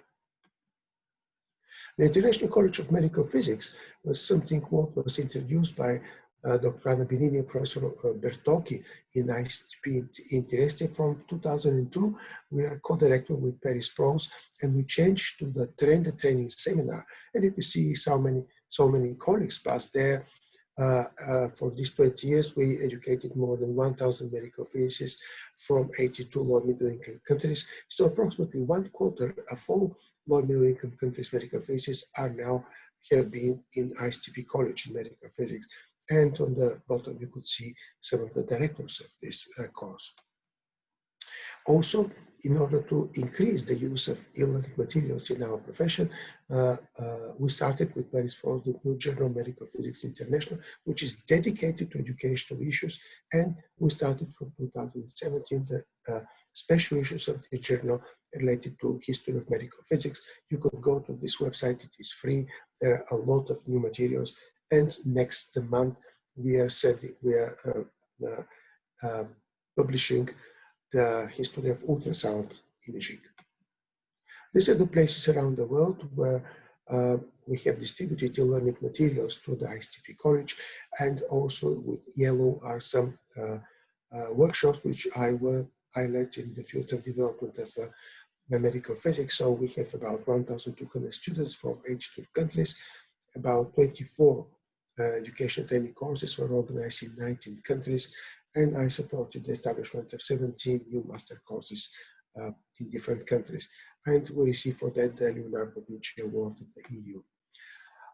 E-learning is most important part of medical physics now, and it will be vital for the tripling of our profession by 2035, which is expecting according to the report of the Global Task Force for Radiotherapy, which was ordered by the World Health Organization.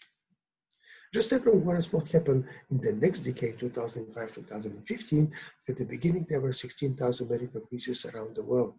In this decade, MR angiography was introduced by Higgins, Van Dyck, Atkinson, and Edelman.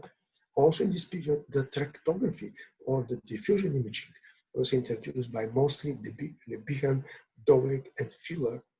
Also in this decade was the molecular imaging and the personalized medicine introduction. And there were so many people working in this field that I cannot now just mention several of those. The mathematical modeling, now there are full departments in mathematical modeling, was very much developed. And based on the mathematical modeling, which has imaging within its foundation, started to be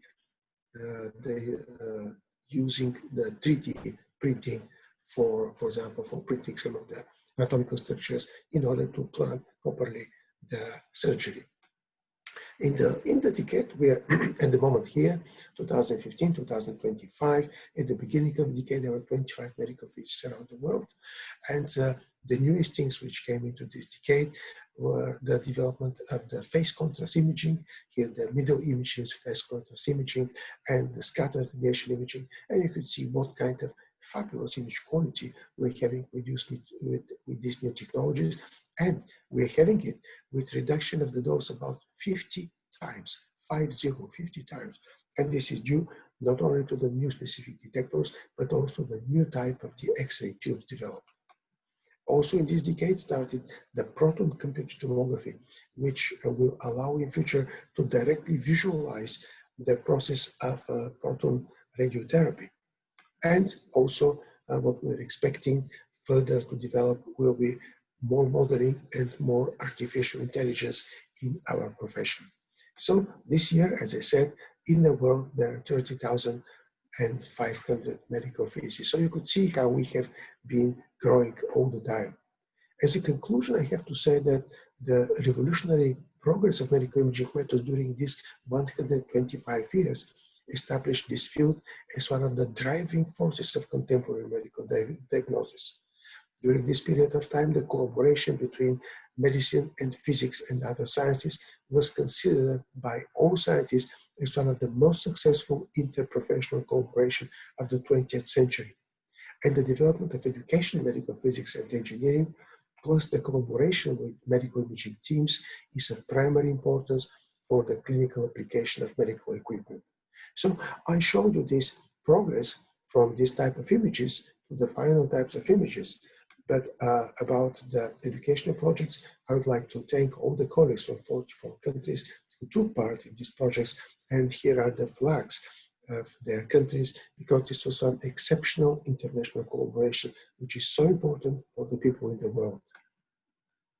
Today, we're celebrating the International Day of Radiology. Yesterday was the International Day of Medical Physics. Just by chance, both days started together in 2012. So, happy 125th birthday of X-ray imaging. And I shall finish with this image, which was done exactly on this day in Jaipur, India in 2017, when we had the first international webcast of the International Day of Medical Physics all over the world.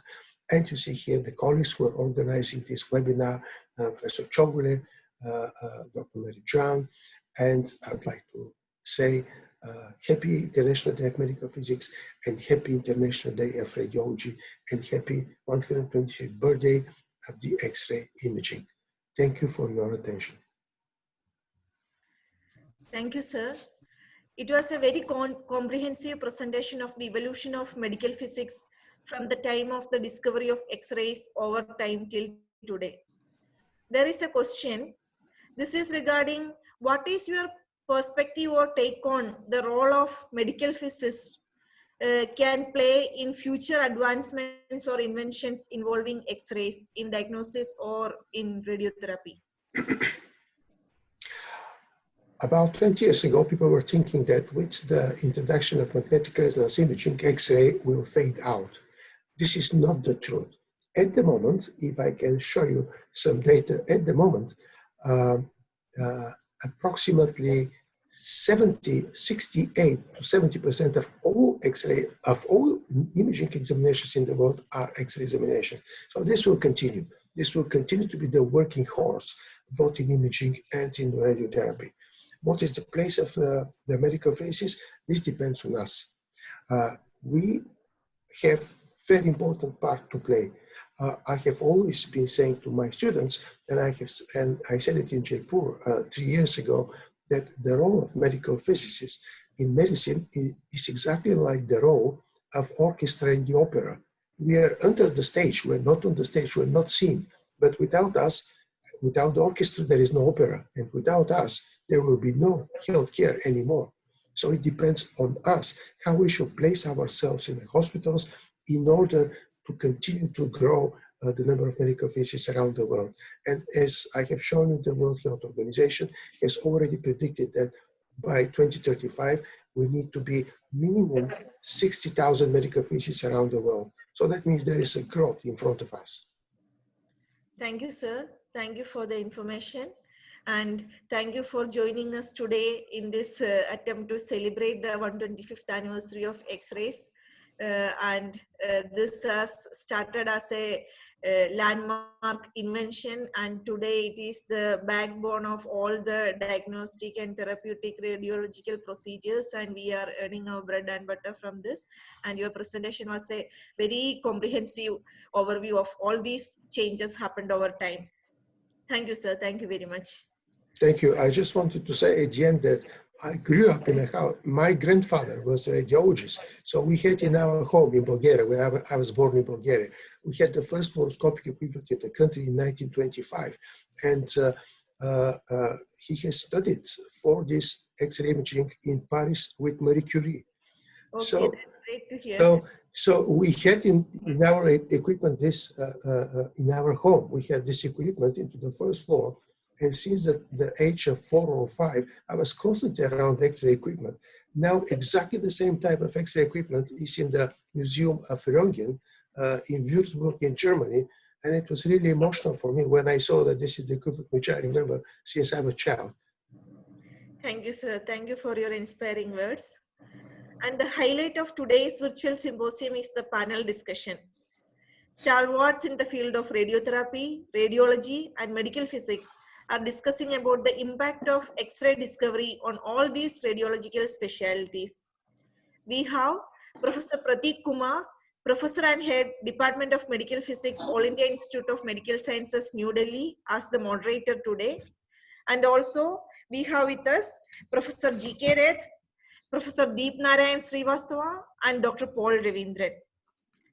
The moderator of today's panel discussion, Professor Prateek Kumar, is the founder editor of the newsletter of Association of Medical Physicists of India titled Medical Physics Gazette, member of the board of editors of Journal of Medical Physics, book review and news editor of JMP, and member of the Education and Training Committee, International Organization of Medical Physics. He has about 25 years experience in diagnostic medical physics. He is engaged in research and teaching in the field and has published. He is the Vice President of AMPI and earlier had been the board member of College of Medical Physicists of India. Warm welcome and over to you, sir. Dr. Prateek Kumar.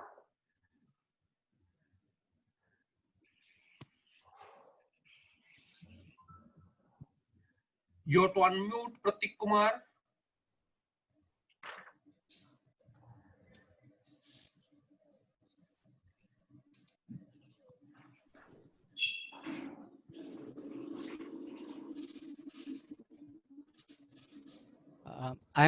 My video is also not working. My video is not on yet. Yeah, just I will ask. Rajini, can you put on the video of Professor Deep Narayan Srivastava? And GK Rath also. Also GK Rath also, yeah.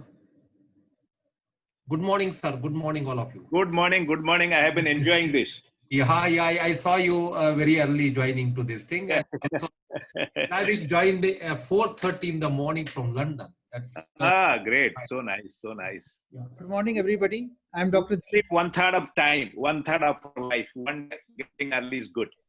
Yeah. Hello, good morning. Good morning, Doctor. I'm Dr. Deep. Yeah, good morning, sir. Good morning. Good morning for joining despite of your busy schedule.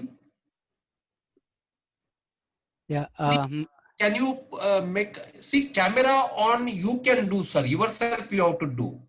We cannot control it. Srivastava video is activated from our side now, sir. Rajini has done that. Actually, it's on from my side, but it is not accepted from your side. No, It's no, it already. No, you are visible. You are visible, sir. Okay. You are Okay. visible. Okay. Good morning. Good morning. Good morning, sir. So morning to everybody. Is my screen visible? Yes, sir. It is. Yeah. Panel discussion screen is visible. Okay. And So topic. Professor Rath's audio is off, sir.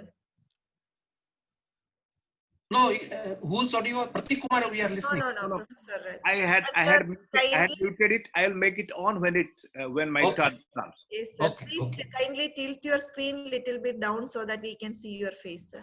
Is it okay? Yes. Now it's perfect. Okay, Yeah, perfect. Thank you. So topic of this panel discussion is impact of X-ray discovery on radiotherapy, radiology, imaging, and medical physics. I have this honor to moderate this panel discussion, having the stalwarts of own fields, Professor GK Rath. He is the head of the NCI, National Cancer Institute, one of the biggest project of Government of India in independent India. Professor D.N. Srivastava, he is the professor of radiodiagnosis at AIMS, and Professor Paul Ravindran. So this is my privilege to introduce, though Professor G.K. Rath, he doesn't need any introduction, but he just for the sake of the custom, he could be designated as most celebrated radiation oncologist in India, and he has led through all his years the radiation oncology and the development of radiation oncology in India from various government organizations, from the side of various government organizations. And he has been the fellow of National Academy of Sciences, and he's the recipient of numerous awards, more than 35 awards. Some of them could be like Sir Dorabji Tata Oration Awards of Indian Society of Oncology. He's the chairman of, again, numerous committees. To take the number, it is 27 committees, and again members or the advisor of 32 committees, published more than 400 papers in national and international journals. Many projects are under his belt. To name, it is 44, and the members of 9 professional organizations. To this, then we go to the next panelist, who is Dr. Professor Deep Narayan Srivastava. He is again a well-known interventional radiologist in India and internationally as well. He is the Honorary Secretary of National Academy of Medical Sciences, recipient of RIIA instituted Dr. N.J. Gadekar Oration, then another oration, Achant Lakshmipati Oration given by NAMS, Dr. P.N. Berry Fellowship, Doctor's Fellowship for Interventional Radiology in USA, and he is the author of more than 150 research publications. Our third panelist is Professor Dr. Paul Ravindran, who is the ex-professor in radiological physics of CMC Vellore. He has done his MSc PhD from University of Madras, DPRP from VRC Mumbai. He is the fellow of Canadian College of Physicists in Medicine, visiting academia at the University of Brunei, Dar es Salaam. And he was the consultant at IAEA. Very recently, he has come back to India and has 50 research publications under his belt. His interest is in image processing, 3D gel dosimetry, Monte Carlo simulation of radiation transport. With this, we start our panel discussion. Today is the 125th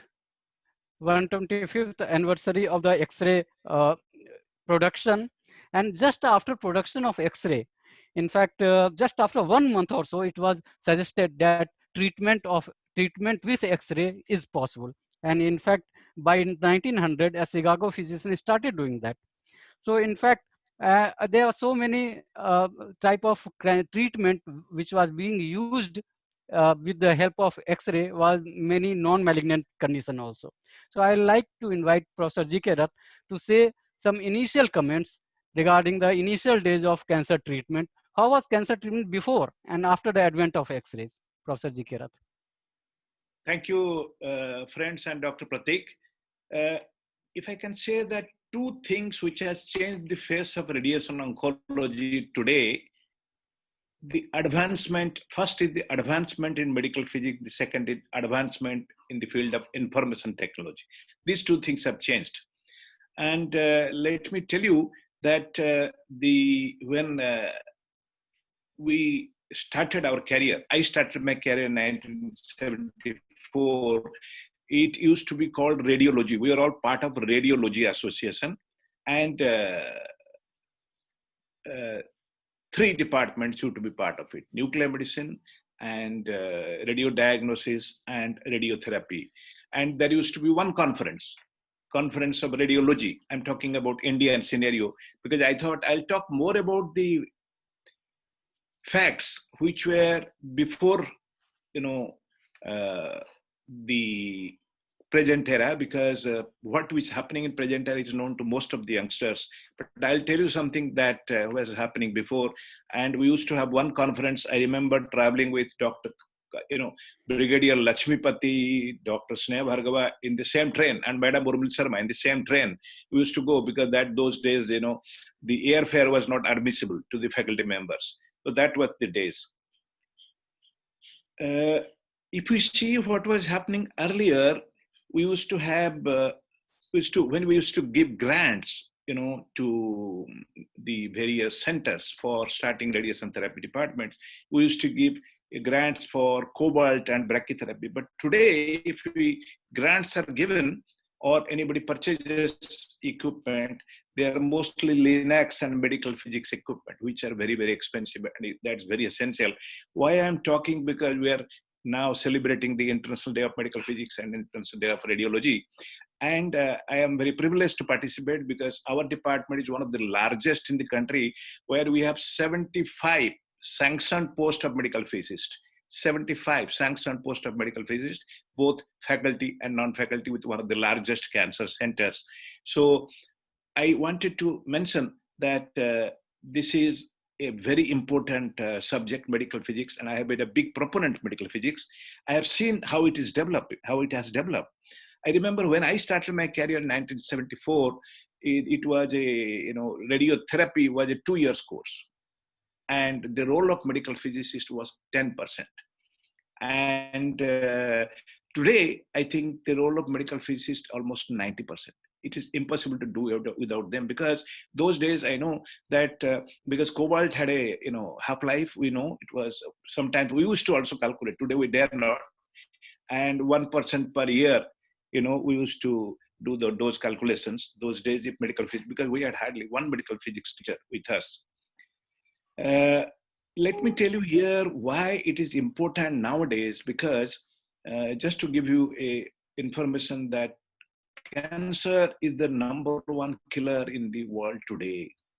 3rd of September 2019, Lancet Oncology has clearly stated that before this publication, it's a publication from McMaster's, Canada, cardiac disease was the commonest form of death before this But after 2019 publication, today the cancer is the #1 cause of death, surpassed cardiac in LMICs and MMIC. So that's very important to know about all this, developments which are happening.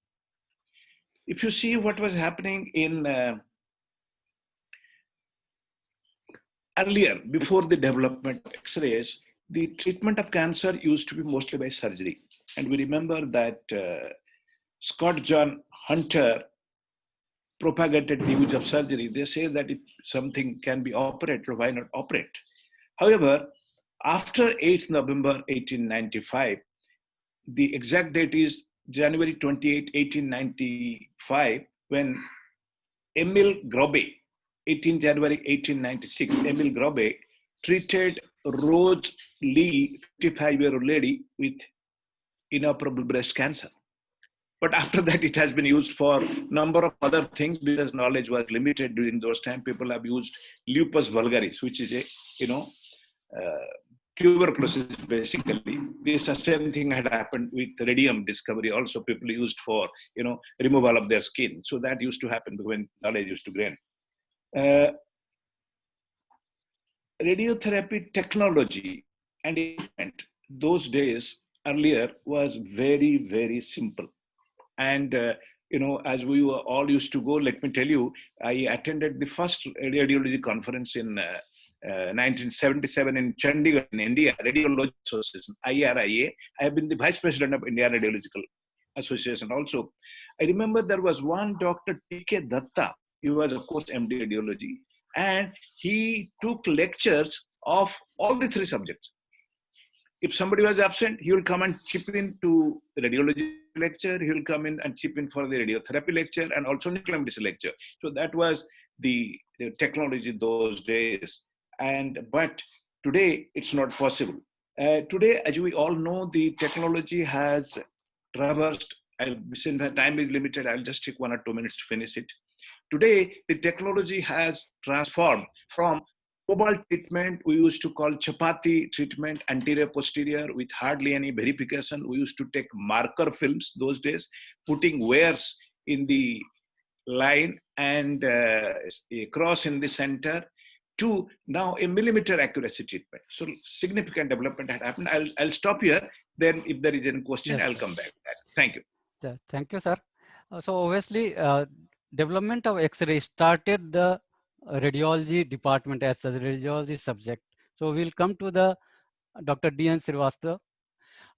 Just to say that what was the initial history of use of X-ray in diagnosis? Dr. D.N. Srivastava. Initial use of X-ray in diagnosis was limited to only few investigations like plain X-rays for the chest, for the traumatic injuries, conventional X-rays. Then we used to do barium studies and IVP studies. We used to take 5 minutes, 10 minutes, 15 minutes film. So basically it was just conventional X-rays and some special investigations like IVP, barium.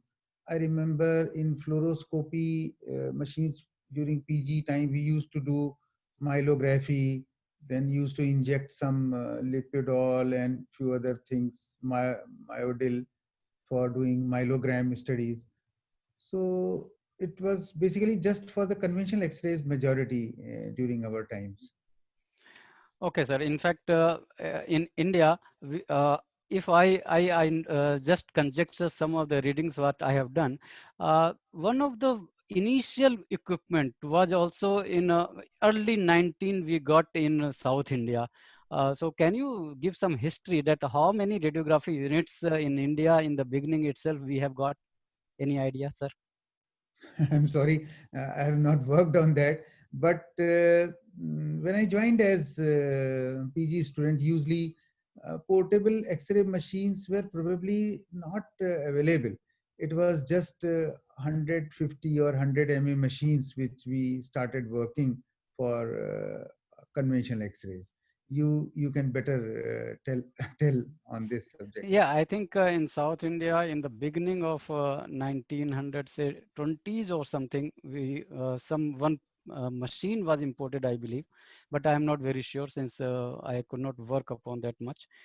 So we come to the further our discovery of X-rays. In fact, discovery of X-rays and the discovery of radioactivity was just 5 months away. In fact, so Becquerel discovered radioactivity, and with the discovery of the radioactivity, and then after 2 years, radium was discovered by Madame Curie. Cancer treatment came in big way. So I like invite Dr. Professor G.K. Rath to set some information towards the use of radium in cancer treatment. Well, let me tell you that initial use of radium in the cancer treatment started almost immediately after that. But as I told you earlier also, that it was misused earlier because people didn't know it, and it was used for the spring catheter. It was used for spring catheter. It was used for the epilation, removing skin and other things. And to tell you a little history about the cancer therapy in the country, the first cancer therapy in the country was in cancer department in the country was in Medical College, Calcutta. And it was in 1910. It started in Medical College, Calcutta. Whereas the first radium came to Ranchi. And after that, it came to Medical College, Patna. The first cobalt basin in this country came to Adyar Cancer Center. And first 4 MB linear accelerator also came to Adyar Cancer Center in Chennai. The first high energy linear accelerator came to AIMS in 1982. Thank you. Okay. So obviously, sir, as Dr. Rath has said that it was more misused rather used. So obviously, radiation safety was one of the main concern, and I can say that with radiation safety concern, medical physics was born. So I'll invite Professor Paul Ravindran to say information regarding the radiation effects, early radiation effects, and safety concern in use or rather misuse of X-rays just after discovery of X-rays. Thank you, Dr. Pratik. Am I audible? Yeah, sure. Okay. If you permit me to share a bit of my screen for a second. Sure. I will show you something on the early. Do you see my screen now? Yeah. Okay. See, these are some of the early cancer treatments. We talk about radioactivity and the radiation in 1895 and 96. And immediately they used it for treatment of cancer in Vienna. This actually, I took it long. Sometime, the patient was actually seen after 70 years, what you see on the screen. And we were concerned about radiation safety. They had understood the radiation effects. That's very clear. There is a medical report I can show you on radiation effect, which they have very well understood the radiation effect in 1902 itself. But the first radiation safety document, if you want to call it a real document, was the National Bureau of Standards Handbook on Safe Handling of Radionuclide Compound in 1941, which actually gave a value of 0.1 or per day for external exposure to radiation workers. This was in 1940. You can see that there is a historical development of radiation safety practices by Dr. Allen and Dr. Ronald article, which gives this value here. And they used to call it maximum permissible dose those days. Even when I started working as a medical physicist, we used to call it maximum permissible dose, which was later on called dose limits, right? So the concern for radiation safety started very early, but it was documented a little later. Actually, in this article, they call it the golden period of radiation protection from 1940 to 1960. I think that answers some of them. And to give you a couple of more answers to what you asked, Dr. Rath, I will have the first cobalt treatment that happened in Canada. This was in 27th October 1951 in London. And they also gave a stamp, but cobalt came little after that. And this is the first radium treatment in Vellore. I have the document. I mean, it's actually the second. If you see the therapy number here, it says the second radium treatment, 1939. And this radium arrangement for treatment on the surface was done by Dr. Scudder, who was the radiation oncologist at that time in Vellore. And it is her own handwriting. where she has done this. And the very next X-ray treatment was in CMC Vellore. This was in, you see, 23rd, 1939, just before Christmas. And the first X-ray treatment was 21st June 1940 in CMC Vellore, with how much the 1 mm copper and 1 mm aluminum, that's approximately 200 kV they have used for treatment. So these are some of the data that I had. So I thought I will share it because we are talking about the history today. Yeah. Thank you very much. I will stop. Very good, very good. It was a very valuable, I'll say, document to just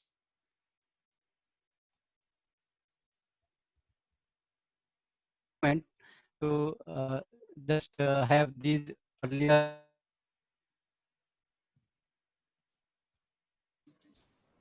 I think we lost you, I think.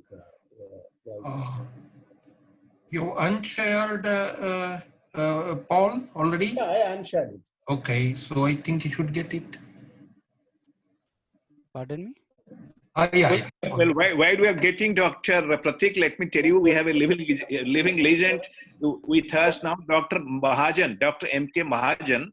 He worked on a cobalt machine which had a mercury shielding device, and that mercury passed away. And if you see his hand today, he's there, he's working in Punjab. If you see his hand today, it is hairless. So he's still, why I quoted him is he likes to quote himself. Thank you. Pratik, are you available? Pratik? Okay, if not, then I have to unshare, I think. Okay. Sorry.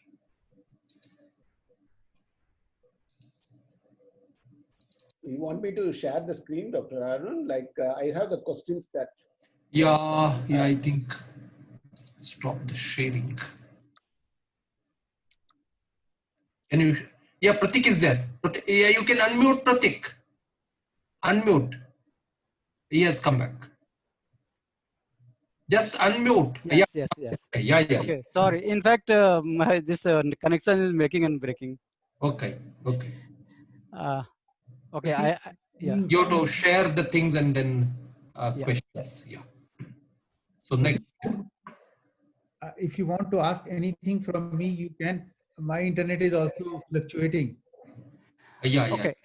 In fact, Dr. D.N. Srivastava has already informed that he is on duty and he has to go for further work. So I like to engage him that how advent of CT changed the field of radio diagnosis, Dr. D.N. Srivastava. CT? Yeah, CT, sir. Okay. Actually, all these questions I'm speaking extempore. I tell you, when CT came during my post-graduation period, we started doing CT only for head. And we used to read the anatomy and matching it with head CT. And, today the CT of the head quality is quite different. Initially, it was taking much time to take one scan and then display, and then we used to see, and then second planning. We have to do the planning depending upon the type of CT required for SELA or for other things. But definitely it changed. And during my PG time also, we started using it for abdomen, for adrenals, for chest, and for other parts of the body. But in that time, we used to inject contrast and run away from the CT room because we were not having good quality injectors. So we used to do hand injections. But definitely the cross-sectional imaging, that helped a lot. We started learning various things, whether it is cancer or non-cancer. The relationship to other structures was very clear on CT. Definitely cross-sectional imaging changed the perception of imaging and treatment as well. Yes, please. So in continuation. Pratik, just I am putting some questions to Dr. Srivastava. Yeah. Sir, radiology started, and earlier when I joined 1984 in a medical college, that time we used to have a DMRE graduates also, means medical radiology and even electrotherapy. then becomes radio diagnosis and radiotherapy. Now with the advent of interventional radiology, neuroradiology, neuro-oncoradiology, do you think in radiology just a 2 years MD, is it enough of super speciality into a particular subject to take care of this is needed? And what are your views on this? Okay, Dr. Arun, thank you very much for asking such a very, very important question in today's scenario. See, initially, radiology was limited to only few use of few modalities like plain X-ray, CT, ultrasound, then Doppler came, then MRI, then angio. So we used to work specialty wise that one person was doing ultrasound, one person was doing angio, that then in different institutions the policy changed and some persons were working on multiple specialties. Then there is, at present, there is much advanced in every field. Like in musculoskeletal, there are a lot of things to do, whether it is joint imaging. In abdominal imaging, there is a lot of things for even pancreatic imaging. Neuro is such a huge advancement, and it is difficult for me to cover the neuro problems. So, specialty wise, neuro, cardio, abdomen, musculoskeletal, all have grown a lot. Now, along with that, similarly, intervention radiology has grown a lot. So, for example, if I take one subject, take for example, musculoskeletal radiology. In musculoskeletal radiology, there is a lot of imaging related advancement like MR arthrography, like MR imaging of the joint. It is difficult to remember the entire anatomy of a single joint by, uh, by the person who is doing general radiology. Similarly, intervention radiology. In osteoporotic collapse, vertebral osteoplasty, like augmentation procedure, vertebroplasty, vesselplasty, then the tumor embolization, then many other things. So there is need to develop super specialty courses in that. And in view of that, already there are courses, DM courses in neuroradiology, neuro and intervention radiology combined, cardiac radiology, cardiac and intervention radiology combined, depending upon the institution where these facilities are available. Then there are, instead of DM courses, 1 year or 2 year certificate courses, that is PDCC, which are focused to one, like pediatric radiology, both diagnostic and intervention radiology. At AIMS, we have the PDCC courses focused to GI radiology and intervention, cardiac radiology and intervention, pediatric radiology and intervention, musculoskeletal radiology and intervention, like that. So I would like to answer in that way. These super specialty courses are useful because one can work continuously for a period in this area. However, the basic things will remain there and it has to be continued in its own way. Hope I have answered. Yeah, thank you very much. And just one more this thing that the imaging science, the physical imaging is very important. And the PG students in the radio diagnosis must know about the quality assurance, radiation safety, and the basics about the imaging. How do you foresee that the role of medical physics is in radiology teaching hospitals? Very important. I must say, in initial MD of 3 years, it is very important, very important that a student must learn, besides all these imaging and basic things and intervention radiology, the basic physics. It is very important. For example, if he doesn't know about the equipment, how is he going to use it?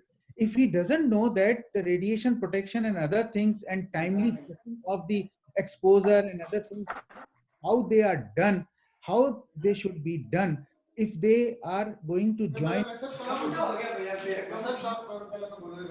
then he should know how to start imaging services in a new hospital. If he doesn't know AERB and other guidelines, he will not be able to understand all these things. So, role of basic physics, not only basic word, I should not use the proper things. All these training is very, very important part of MD. So there is a very important role in that. Dr. Rath has already highlighted these things, so I have not touched on that. Yes, please. Yeah, thank you very much. So Pratik, you can continue, I think, with any more questions to engage Dr. Srivastava, because I know he has to leave because already he has said that he's actually assignment set. Pratik? Dr. Pratik is not there. Well, while Dr. Pratik is coming, add 2 or 3 things while Dr. Pratik is online. Okay, yes, sir. The introduction of CT really changed the entire planning of radiotherapy. I remember when CT 1010 came, head CT to AIMS, people, all VIPs from all over the country used to come, and our planning earlier used to be based on pneumoencephalography, carotid angiography, and lymphangiography. Some of these procedures, all have disappeared. We don't do any pneumoencephalography. It's such a painful procedure, So, and the carotid angiography. So this has really changed our entire practice of radiotherapy planning. So the advancement in the computers, advancement in medical physics, and CT really changed the entire planning. Thank you. Sir, I agree with you. I have seen the direct puncture carotid angiography, and I can imagine, sir, it was not only very painful, but sometimes we used to run in the radiography room for the cassette changing and other things. Now everything is possible with a small puncture from the femoral artery. We can go up to the small vessels. So advancement is there. Yes. Yes. Yes, just the AI, the artificial intelligence, how it is going to help also affect the radio diagnosis and the radiologist, and also similar questions will be there to Dr. G.K. Rath also. So first, Dr. Deep Narayan, how the AI, artificial intelligence, and just to add up, there are a lot of projects are going on even for the COVID. We have the BRICS program on AI, how it can be helpful to early diagnosis of the pneumonia and differentiate between the pneumonia of due to COVID and other things. So how do you foresee the change in radiology practices with the AI? Sir, actually, we are also collecting data. We are also having multiple projects in AI, in chest, in COVID, and other things. And I can see that it is going to be useful. It's the data collection and then the software development, the peripheral lesions, the center lesions, the pleural effusions, and other things. All these things are mapping, and many things are being done in the chest of the COVID patient. And certainly we are going to have a good data, and after that, once we get the data, then we can apply it in detection of these things. One thing. Second, sir, at a preliminary stage itself, I can say that there are various centers in our country where the technology can be made available or is available, but many a times proper reading of the x-rays are difficult. We all should accept that. So suppose 10 x-rays of patients are done in a small center, and out of that, with the help of AI, we can see that out of these 10, one x-ray is favoring some important lesion, which is maybe a malignancy. So this patient can be referred to other center on the basis of AI, and then that patient is taken care early and the detection and other things are done. So I'm sure this is going to be useful in all fields, not only in chest imaging, COVID diagnosis, but is also useful for breast. In breast also, after this AI diagnosis, one patient can be referred for contrast MR imaging, a triple phase thing, and in a center where the other treatment facilities are available for early treatment. That's what I can say today. Tomorrow somebody else will sit here and will say that there is much bigger role of AI. I'm sure it is going to be. Same question to Dr. Rath. How AI is going to change the practice of medical physics, also radiation oncologist in radiotherapy? Thank you very much. I'll put my 3 comments on this. First of all, it has already started changing. Yeah. In fact, softwares are already available in the form of IBM Watson. IBM, along with Sloan Kettering Cancer Center, has already, commercially available, programs which can change artificial intelligence. And they use not only memorial Sloan Kettering data, but they use online data from available literature to give you some suggested planning, some suggested treatment. Number 1, we in our department have started 2 things. One is there is an Indo-US project going on in pediatric brain tumors in artificial intelligence and deep learning. And we have recently been sanctioned 3 crores by about 6 months back from Ministry of Information Technology to use for the, along with CDAC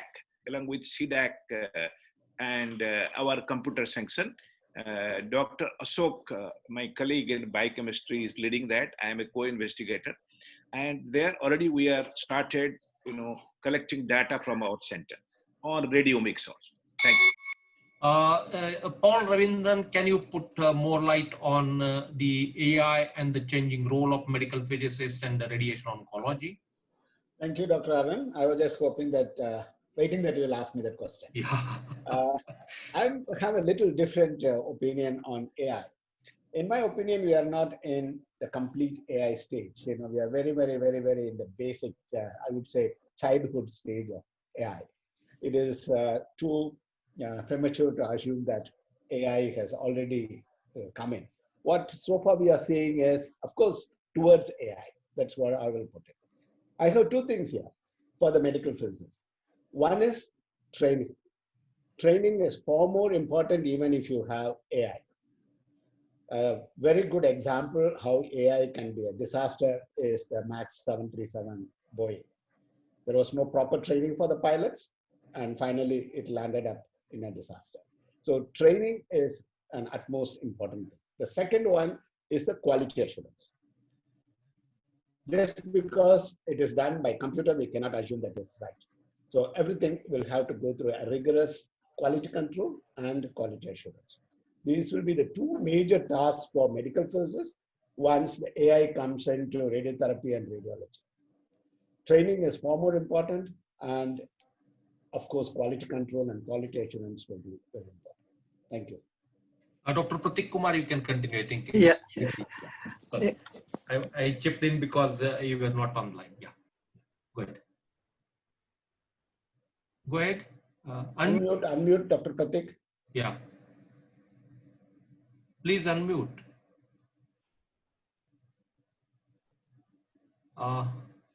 Please unmute. Yeah. Am I audible? Yeah. Hello. Yeah. Yeah, go ahead. Go ahead. Yeah. Now, last one question that just how did the department responded to the pandemic? I'll start with Professor Rath.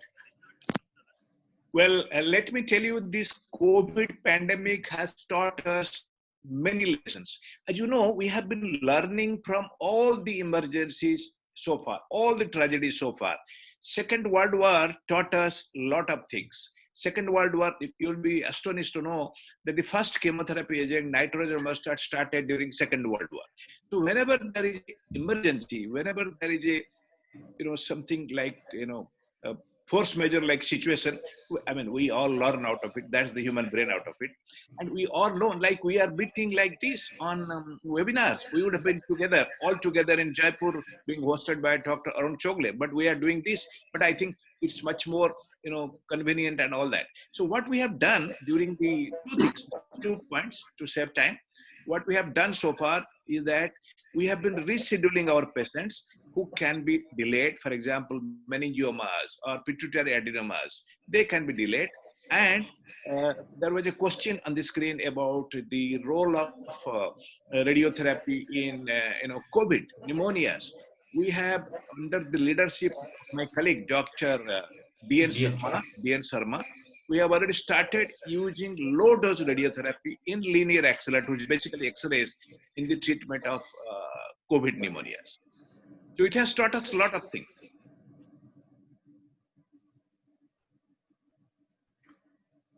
Dr. Pratik, unmute, please.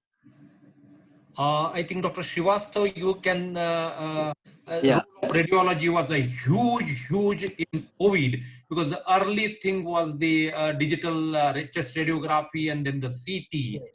So how the workload and the responsibilities and challenging was in COVID to give the services of radiology? Okay. As far as COVID is concerned, the first and the prime responsibility of radiology was to provide the X-rays, plain X-ray chest. And for that, depending upon the hospital, I'm talking of AIMS, as Dr. Rath told, the trauma center was converted to COVID hospital and NCI was converted to COVID hospital. The trauma center work was shifted to the main hospital. So depending upon the requirements, we arranged for the plain X-rays as a screening OPD and other areas. So that machine cannot be shifted to anywhere else. And the radiographs are taken by a radiographer and one radiologist for reporting purpose. So we divided work in that way that depending upon the hours duty with PE, with all these things, roster of that. And initially it was not a major problem. Then depending upon the sickness, some technologies, they get infected. So we changed the scenario in that way. So providing the plain radiographies and other things. And then depending upon the work, we also divided our department to cope with COVID patients and non-COVID patients as well. So actually the hospital strength and beds, they were partly filled, but depending upon the requirements, we did CT, MR and other investigations. And whenever there is a COVID patient, we had to do the formalities and the sanitization of the CT and other things. Then, as our hospital, if you have asked that question, the entire trauma work was shifted to AIMS hospital. So that changed a lot of our work in that way, because the trauma patients needed CT, plain X-ray, and other investigations, and the COVID patients mainly needed the chest radiograph. But in many patients, after RT-PCR test, we had to do certain intervention radiology treatments as well. So we are working, and now everything is settled, and we are working without any problem. Just Yeah. two questions. One was the many centers like in Australia and US, they designed chest X-ray through glass window to avoid the contact between the COVID positive patient and thing. That is one thing. And how much utility in India, and has it been started? And second is, in many cases which PCR test was even negative, people went for the CT, HRCT, to diagnose the pneumonia and things. And there was a rise in HRCT, how it has added to the work, and also I can say radiation this point of view, the application. Actually, this is a full subject, sir. I'm sorry. It's a very full subject. In many countries, they do test CT as a part of investigation. Their hospitals are made as infectious disease hospital. As far as COVID-19 is concerned, there are now guidelines available. And as per their guidelines, HRCT for diagnosis is not done. CT role is only to see complications if there are some complications. So I can say that standard, even IRIA guidelines and standard guidelines does not say that HRCT should be done to diagnose these things. But people are doing RT-PCR, negative, they are going for HRCT, if positive, they are going for HRCT. That is variable. But if you ask me, the role of HRCT is very, very limited and certainly not for diagnosis. It is only for complications and for follow-up. Now I think, Paul Ravindran, you can have your views on the medical physics coping with COVID-19 pandemic. If I'm allowed to leave, can I skip? Yes, sir. Yes, sir. Thank you very much for taking out time and participating and making this panel discussion very lively. Thank you very much. And I look forward, because this is my passion to make people together, bringing in, I do a lot of conferences here. So I will say that we will need your support in future for the more programs. Sure, sir. Thank you very much to all of you. And thanks to Prateek. And thanks to all other members. And good morning, sir, Dr. Rath. Thank you very much. Thank you. Dr. Deep actually is Dr. Deep. He is deep into the fellowship with each other. He's deeply into relationship with all of us. Thank you very much. Thank you.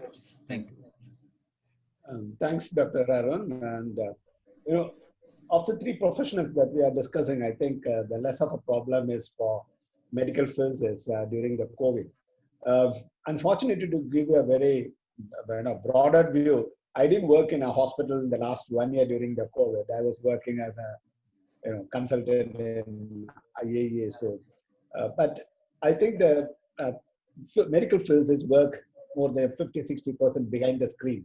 That's how I call it. They don't really see the patient, except in CMC Vellore, what we did was, for every first patient, the medical physics person should be there. For radiosurgery, medical physics person should be there. And for TBI, so those areas, they really come in contact with patient, and they had to take all the precautions like any other medical professionals.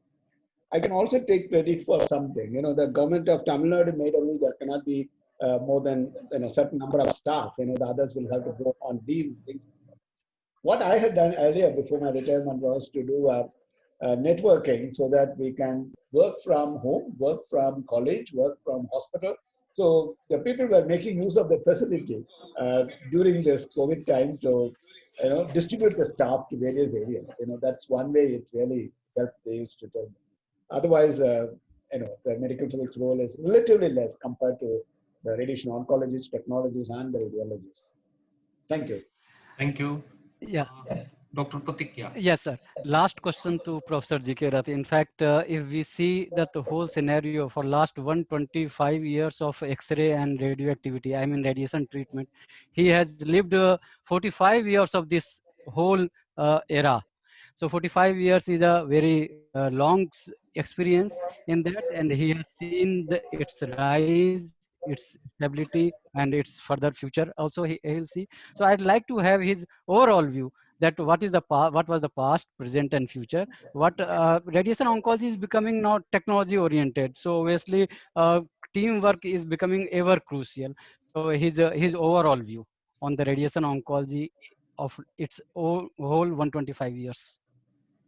Thank you. Thank you very much. In fact, this is my 47th year in radiation oncology. I've already crossed 46 years. So half of the people listening might not have been born that time. Let me tell you two things. Two things have been asked to me and very crucial. One is the technology, other is the teamwork. And let me tell you, all my friends who are listening to this, who will be future managers. The resident who is listening is not going to retire as a resident. He is going to retire as a leader, as a professor, as a manager.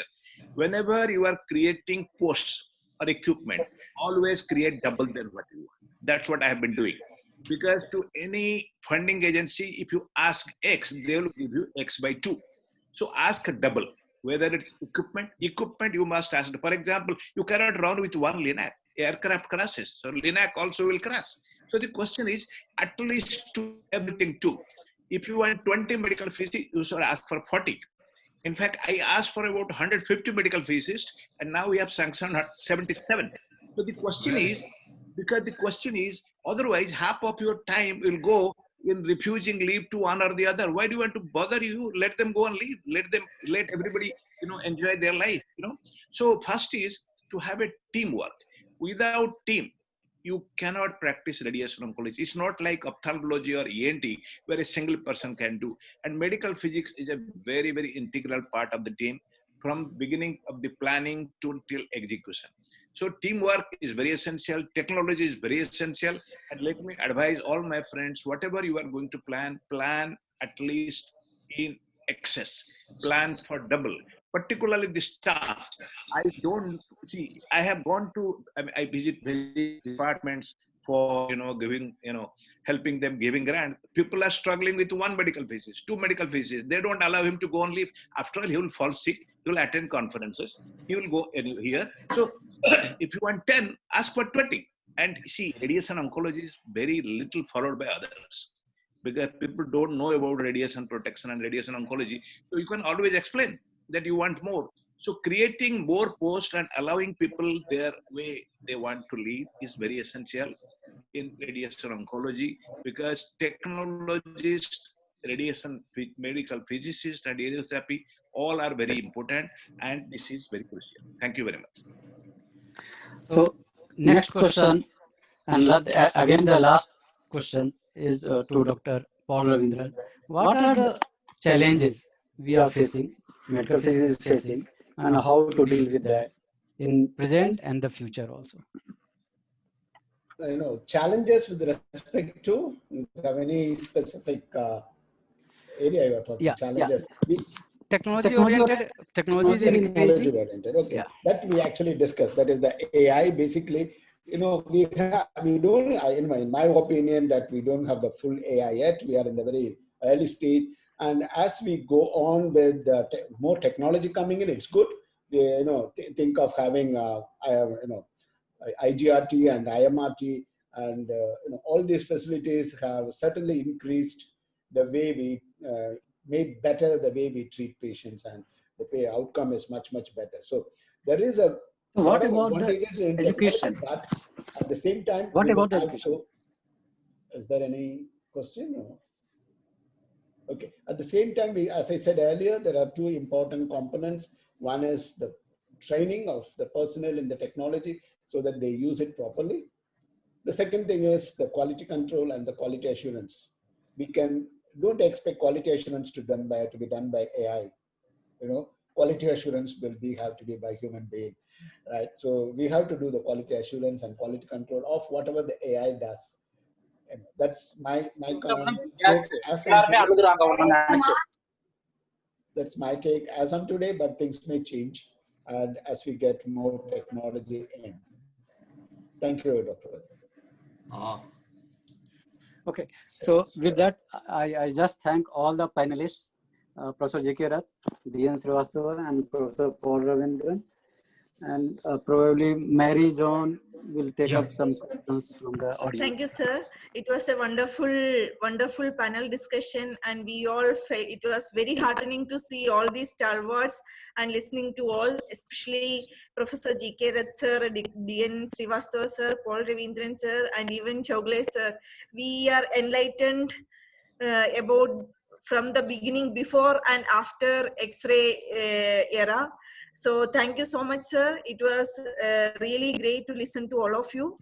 And with this, I think we will conclude. And I request Professor Chowgule for the concluding remarks.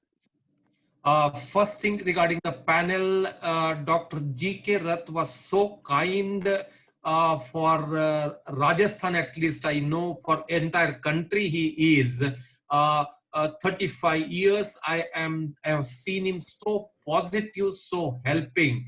And the radiotherapy, what it is in Rajasthan, right from the Udaipur cobalt machine and granting, it is due to him. And the extempo and the suggestion of the panel discussion was from him only. When I sent him the message that I want to invite you for a invited talk, he immediately called back and said, rather than talking, we have a panel discussion. And then I thought, okay, we can have one radiation oncologist and then one radiologist and medical PhD. So thank you very much, Dr. G.K. Rath. Because during talk, many times people take it easy and try to sleep because we are all spending our time. Everybody should be involved, so that's very important. Yeah, true, sir. True.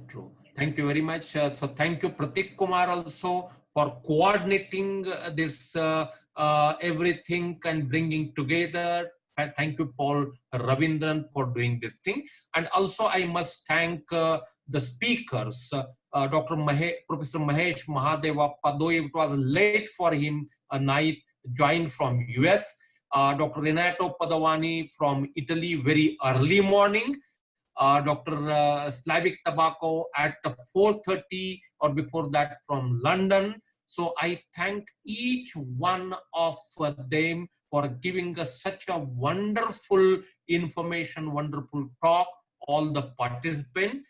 And always we say successful man behind that woman. I say in front of me, all this Mary, Joan, Rajni, Priya, and my whole team, Gaurav Jain, they have worked like anything to make this successful. Thanks to entire team under Mary Jones' leadership, they have done it. So thank you that you can see the leader. They are all sitting there and seeing how it can be done. So thank you all. And thank you all the speakers, participants. With this thing, we tried to bring a good program for 2 days, one on the International Day of Medical Physics and another was on the 125th anniversary of the X-ray discovery, which has revolutionized the medical diagnostic and imaging field. And I always say, earlier it was that open and see. Even just one example, when I was giving the brief about the Professor Ronjan's mother, Charlotte, in 1881 was suffering from a very, very painful disease. He took her to a surgeon and a physician. They were not able to diagnose. He was asking the surgeon, please diagnose and treat. Surgeon said, I do not have a tool. I do not have equipment to peep into the human body. That great man after 14 years gave us tool to see inside, not only inside the body, inside the heart, inside the brain, what is going on. So great thing, and we are enjoying the fruits of that thing. And always I say, do good things, society will remember all of you. With these words, I thanking each and every one. I hand over back to Mary Joan for her conclusion. Thank you to the whole team. Thank you. Thanks to the whole team. Thank you very much. Yes, thank you for joining us. Thank you, sir, for the encouragement and opportunity to conduct this 2 days virtual symposia. And I would like to take this opportunity to pay homage to the evergreen memory of the great philanthropist and physicist, Professor Ronjan, on the World Radiography Day of 2020. The Department of Radiological Physics, SMS Medical College and Hospitals, Jaipur, is indeed indebted to you all for the warm response, strong support, and exuberant enthusiasm. I would like to thank all their invaluable experience during these 2 days. Thank you, everyone, and greetings of IDMP and World Radiography Day 2020. Thank you, everyone. Thank you. See you. Have a nice day. Stay safe. We'll meet some other time. Right.